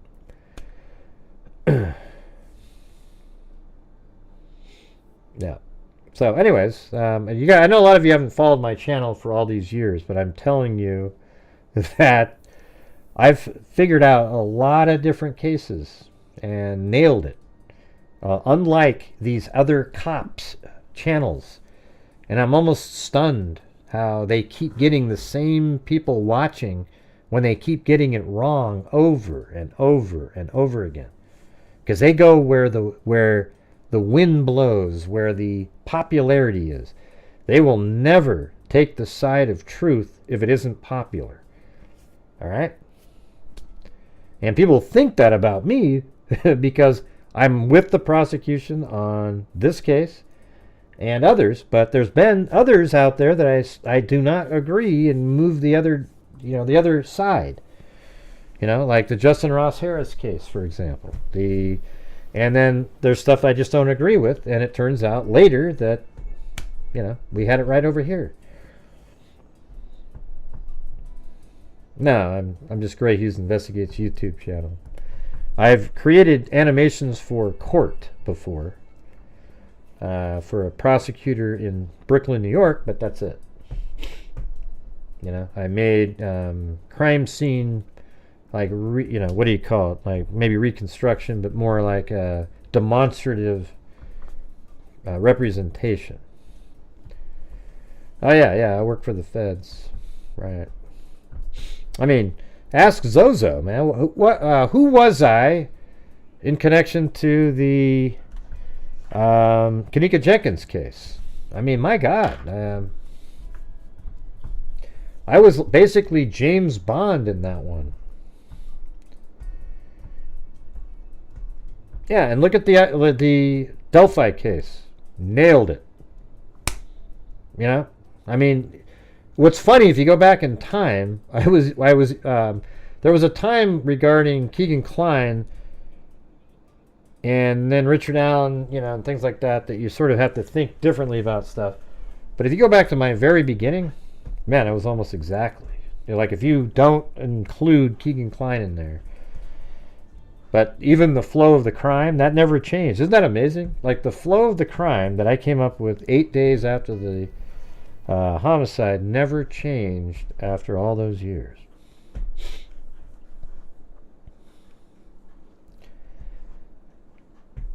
Oh yeah, you remember when he got a kid to falsely confess? Yeah. Yeah, give me a case that we didn't do well here on, that we didn't figure it out. Kylie Rodney nailed that one against everybody else yet again. Every other YouTuber was out there trying to paint this picture that all her friends and everybody was doing something, and that's not what it was. Debbie Collier, for example. That's probably like the quintessential one right there, where every single person out there was thinking something, but I kept saying, I think she took her own life, you guys. I think she took her own life. And then the detective put me on the wrong path because I talked to him one time and he said, well, we can't find an item that's supposed to be at the scene. And he was referring to the gas can that held the gasoline that started the fire. So then I told people, I go, you guys, it looks like this might be a homicide now because they can't find the gasoline can. But then we'd work over the case again on the show and I go, what, I still think this is she took her own life. And then later on he goes, you know what, we found the fragments of the gas can. Isn't that great? Isn't that amazing? I wonder why he did have a take on Reed Road. I don't know what that means. You talking to me? I don't give a shit. I wasn't interested in the Karen Reed case, although people think that I have a take on it. I've never said I think the Karen Reed case is something where from the very beginning she was so overcharged that it really, and then I don't really care that the defense is using, like the whatever you want to call, and the investigation sucked, and obviously there's corrupt cops there because they've some of them been fired and things have happened to them. So it's just, it doesn't bother me that she's found not guilty, and I'm actually glad because it takes away a case that everybody can keep just following every second feverishly. Right? So then, but what sucks is now there's a civil case, and everybody's going to be following that one. What a joke. Jesus. Let's see. Yep, Jamie Kloss nailed that one. Then we got the Dylan Rounds. That was interesting. I don't know if we all just knew that that guy did it and everything. We just didn't know where he was. Yeah, like the Karen Reed case, I remember, I just did a show the other night where I actually believe that the taillight was already damaged before she slowly backed in and barely nicked that car. It's pretty obvious. There's no pieces of glass in the snow. You see it when it drives by. There's a big white piece missing, or a piece missing, and the light there, And then later on, it's parked, and you can see part of it's missing before it was towed away. So I don't, my thing is I don't know where that is. And then they were able to put it all back together with pieces they found and put it onto the car. I don't know. It's hard to find anything there's all these cases going on that we cover, but there's no updates on them. Like the guy missing or that killed his 3 kids and is out on the run. They're actually using psychics in that case. How sad is that, man? If once you start using psychics, you've jumped the shark, and that means you have no investigative leads at all. You know what I'm saying? Yeah. Yeah. So I guess when just like you, Zozo, when you say you don't like covering, you don't enjoy the Koberger case, so you don't follow it. So I follow it because I enjoy it. I didn't enjoy the Karen Reed case, mainly because of all the sensationalism and just sort of drama elements to it. Yeah, he's still missing, yeah. Why do you think they had the kitchen stools? Because the sliding glass door was broken. That's why. The lock didn't work. That's why they had the stools, as I've said many times.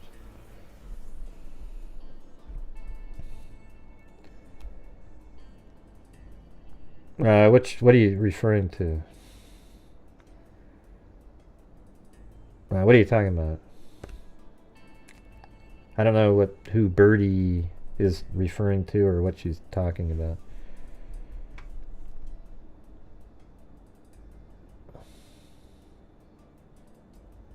Yeah, they're not showing those trials though. How shitty is that after all those years?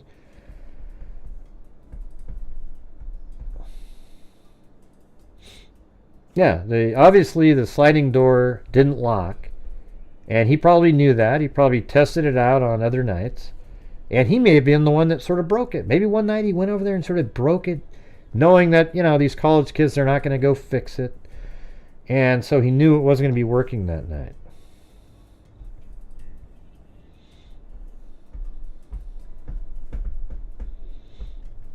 Yeah, I just don't know what you guys are referring to, Birdie. Like you said up above, you said, of course, but gave no opinion on it, Tim. What are you talking about? Who?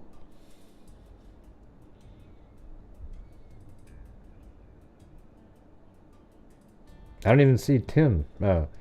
He explained that he's just glad it's over, as many of us. I did give you your opinion on it. I told you my opinion on it, Birdie284. You just weren't paying attention. Yeah, I literally just went over it. Want to watch that one to see what evidence? What one?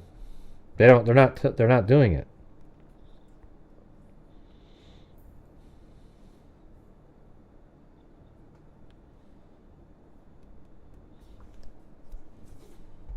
Yeah, it's not being televised, so what are you going to watch about it? None of the Crystal Rogers trials are being televised, right?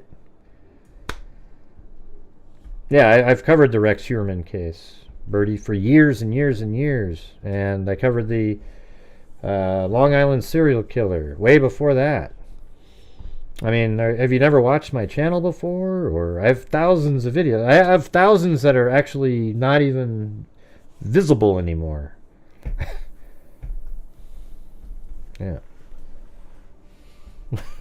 It's just wild, man. Yeah. You know, these people put in my comments, they go, "Okay, have you ever covered this case?" And I look it up. Oh, I got that one in 2021. Like Rhonda Hinson right here. See this one? Somebody goes, "Hey, Gray, you got to cover Rhonda Hinson."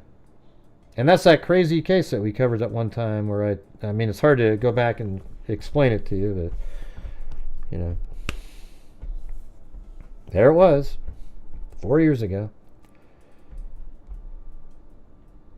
Yeah, so this is where you're going to want to watch the Rex Heuermann case as well. I got it all mapped out. I know where each of the bodies was found. I've got all of the other victims and where they were found, etc., etc., etc.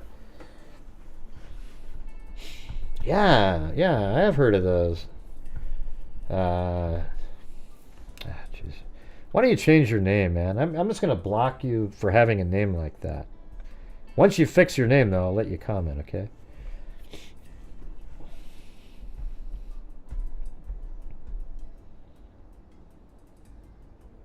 What, Esther, what do you mean, and soon what? I already know what you're saying. I wouldn't mind seeing you weigh in on Long Island more. But what do you mean? What's new in the Long Island? Is there some more stuff that's come out, or? And by the way, it doesn't matter. I could be covering it the whole time and nail it, but as soon as the case happens, it'll go right back to everybody watches the same channels over and over and over, and my channel will hardly have any. That's just the way it is. Let's see. Anything new in this one?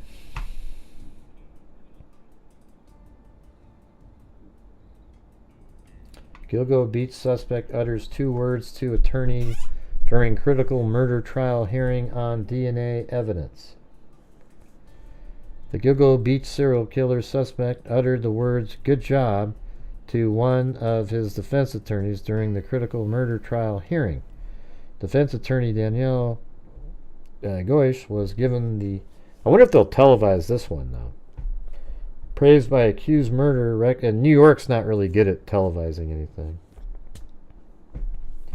After she wrapped up her questioning with their expert defense witness, Nathaniel Adams, Goish had been an integral part of Heuermann's legal team and has been working alongside lead attorney Michael Brown since Heuermann's arrest in July 2023. At the Fry hearing held at the it says at the author Cromartie complex in Riverhead, Long Island, the defense and the prosecution continued to spar over the science. The defense challenged the DNA evidence that prosecutors say links. Yeah, they all do the same thing. It's DNA evidence is strong. You're a serial killer, Rex Heuermann. Where are all the people, the pro-Heuermanns, the promans, or whatever you want to call them? Where are those guys? You know why? Because this guy's older, kind of looks like a serial killer. Koberger doesn't. But where are all the guys that are going to claim this guy is innocent? He's innocent until proven guilty, Gray. Really? This guy is the killer, man. There is no doubt at all. And the evidence shows it. His DNA is on all these different victims out there, all over the place. Gray, maybe they did their laundry at the same place. He didn't do his laundry at a place. He had his own laundry machine. Well, then maybe... Oh, God. Here we go. You got another answer for that one? That's wild. I think you're conflating Cassandra with the Uber driver that Dylan called at like 2:15 or so, and to go get food over at the grub truck, but then they were like, forget it. Yeah. let's see. Yeah, they say BK couldn't have done it because he's a PhD student. Oh, yeah. Well, I mean, PhD people never do anything like that. I mean,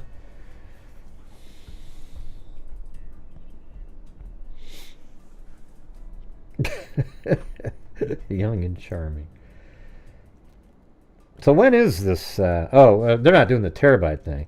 Tierney questions Adam on the amount of notes he produced after analyzing the 28 terabytes of data, I mean mostly video, that supported the work of Astria Lab, and appeared perplexed that only 7 to 8 pages were generated.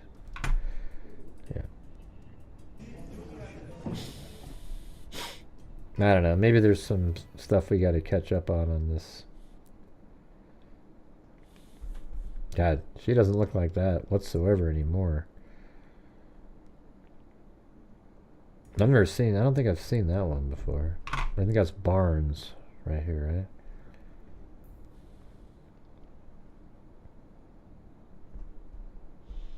Sandra Castillo, Karen Vergata remains her. Yeah, see, Vergata, it wasn't, yeah, I didn't think she was charged with that one. Herman has not been charged in connection to her death. Vergata. I have all of that, though, on there. Like, I'll show you my, see, Long Island.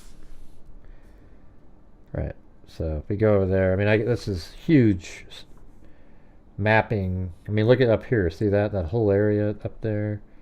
Look at that. All these pins are connected to that. Every one of them. You know, here's Sandra Castillo over here. This is where there was actually a male body found near Jessica Taylor and Valerie Mack's torso. And that was in Manorville. Then, we have the Shannon Gilbert on all these portions down the highway here are connected. And then we have, I think Max. Oh, see, there's that Vergata's skull is found here. So I think everybody in this area is going to be connected to Rex Heuermann. I think Vergata is connected. And maybe this Carmen Vargas up here as well. They haven't done that one.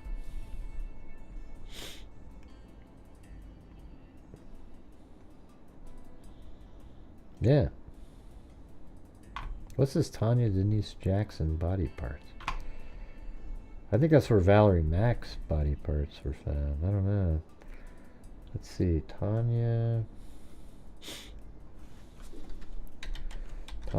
Denise Jackson. Oh yeah, no, that's right. That was Peaches, sorry. That's right. That was African American, and she's been tied to Heuermann, and she's like the only one. There's an Asian male, but I think she's this lady here. If I remember correctly, isn't she the mother of the? I think she's the mother of the child over here. Or no, that's. Man, now I'm kind of confused. Was that Valerie Mack? Ah, shit, I'm going to have to go back through this again. Let's see, Valerie Mack's head. And then toddler is Tatiana Marie Dykes. And then I can't remember, who was the mother of that? Was that,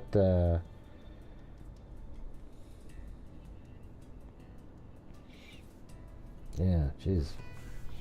I'm kind of thinking it was the girl that was found over here. Wasn't it Jessica Taylor? Nah, I think it was Peaches is whose baby that was. Yeah. Yeah, it was Peaches had the baby, yeah. Crazy, huh? So yeah, this is where you're going to be. We're going to get it all nailed in. I have all the different spots of all the different people. The huge moment in the case is the Castillo information over here. I mean, that's really kind of what kind of broke the case, with the sighting of his vehicle and this large guy and all kinds of different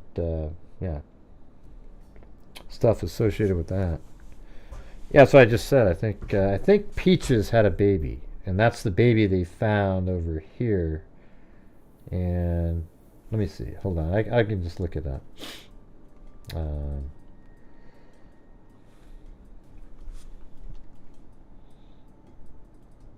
Who is the mother of Tatiana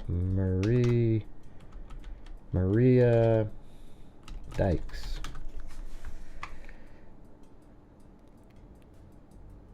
Okay, was born...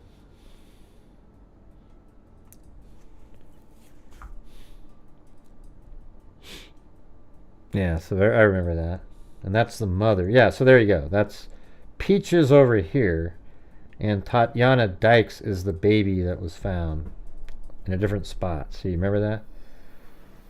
So, yeah, Tanya Jackson is who... that she was, I think, dismembered into multiple parts. I have a folder with each name in it and then newspaper articles for each one of them. So that'd be good to go over that again at some point.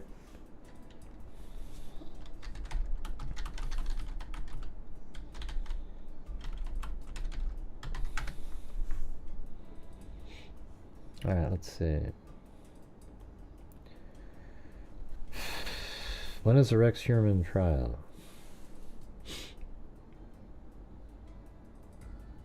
Oh wait, will the Rex Heuermann trials be televised? Rex Heuermann has been charged with 7 murders. His bodies have been found at Google Beach. Does anyone know if any of the trial or parts of the trial will be streamed?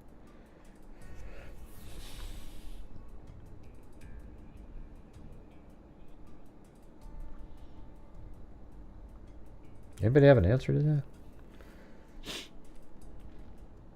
Google suspect Rex Heuermann remains focused on new type of DNA testing. No trial date has been set. That was in March. Judge excluded DNA evidence.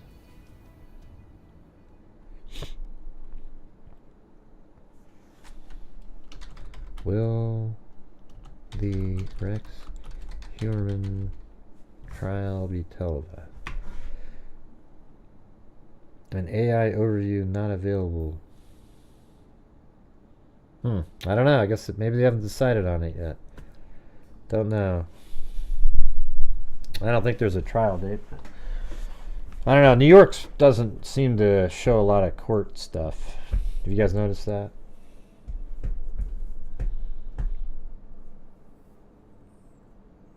It didn't answer Reverton. I don't need help on that though. It didn't have an answer. I just showed you.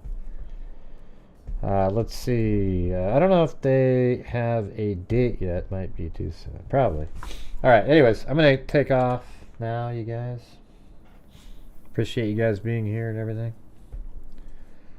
Thanks for reaching the goal and keeping us moving forward for the month. Millennial 89, thank you. Cheryl Moran with the cat eye. Then Roger Sellers. Sarah 67, American Lady. MAGA Mama gifted a membership. LL, American Lady gifted one. Then Nicole became a new member. Then Sandy Shirley gifted a membership. Then Cheryl Moran did another cat eye. So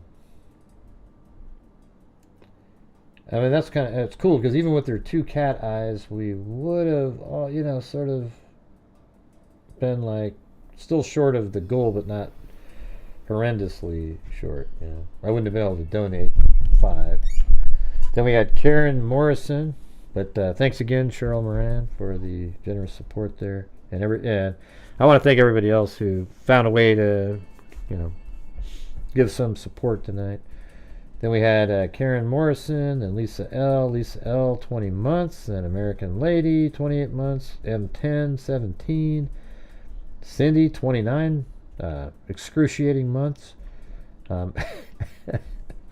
M10, and Linda Howell with their aliens and UFOs and crop circles. Richard Watts, M10, gifted a membership. Flora Pasta. Karen Morrison. Esther Melgoza. Dixie Hippie. Karen Morrison gifted one. I'm a DNA Detective gifted one. Then M10 gifted 5. So thanks, M10, for making a good, big help tonight.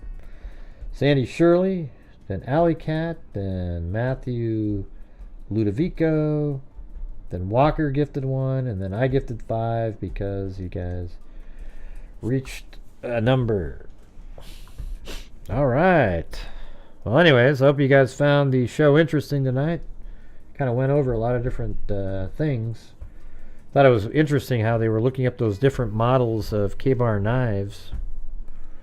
And I think we've got the theory. I don't know. I think I just kind of came up with the theory that I think works with the timeline regarding the Doordash driver.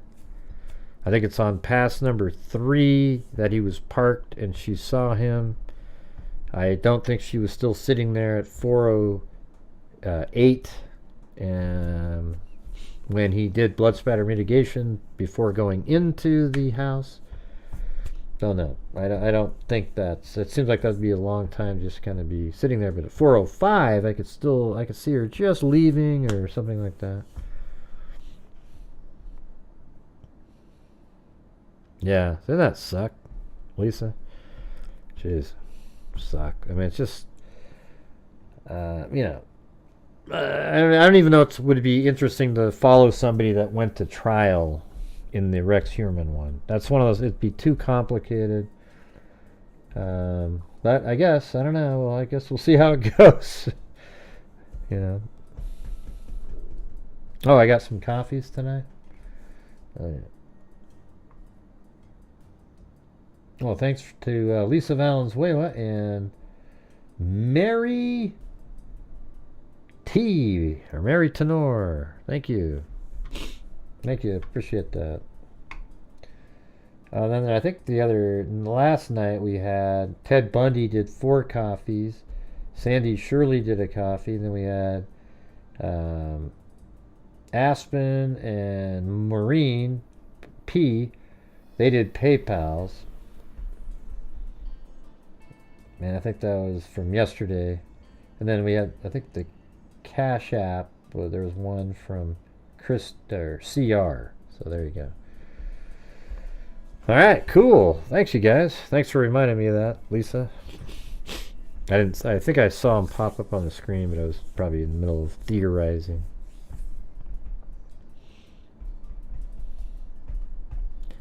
What do you guys think? Do you guys enjoy the show a little bit? It's kind of interesting going over all that, some of those old photographs. But if anybody's out there and you have a picture of the Doordash driver being taken back out to the scene, that would be interesting.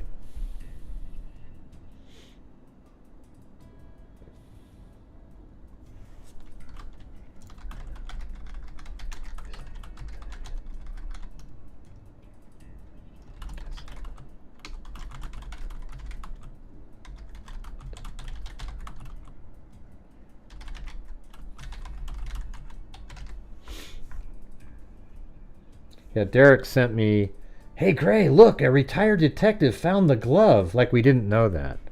He found the glove at the crime scene. We know that he, quote, found the glove at the crime near the garbage can, days after the homicide. Yeah, we all know that. That's the guy is not. I don't trust anything that person says. Okay. Now, you might want to and think he's so great and everything, but if you saw some of the stuff that I've seen, you wouldn't. All right. So thanks, everybody. We'll see you guys later. And as I always say, until next time, be safe out there. Yeah, I've been doing this true crime thing for quite a while now. And during this whole time, I have not seen one person That is a crime dissector, flag rejector. I'm a certified human lie detector. Gonna get ya on a stretcher if you try and play me like an old projector. Crime sector is my nectar. Professor Gregel's gonna give another lecture. Crime collector, freak connector, and I'm always gonna be a pup protector. Fool deflector, interceptor, and I'm meaner than a spectre with a vector on his pector. With all respect, y'all, just remember I've a temper fucking checked ya. I have no agenda, I'm no pretender, and I'll serve it to you straight without the blender. And in the end, I'm gonna send ya on a mission to reveal the true offender. Yeah, so I'll just get right back to work. Alright, everybody, talk to you later. Correct.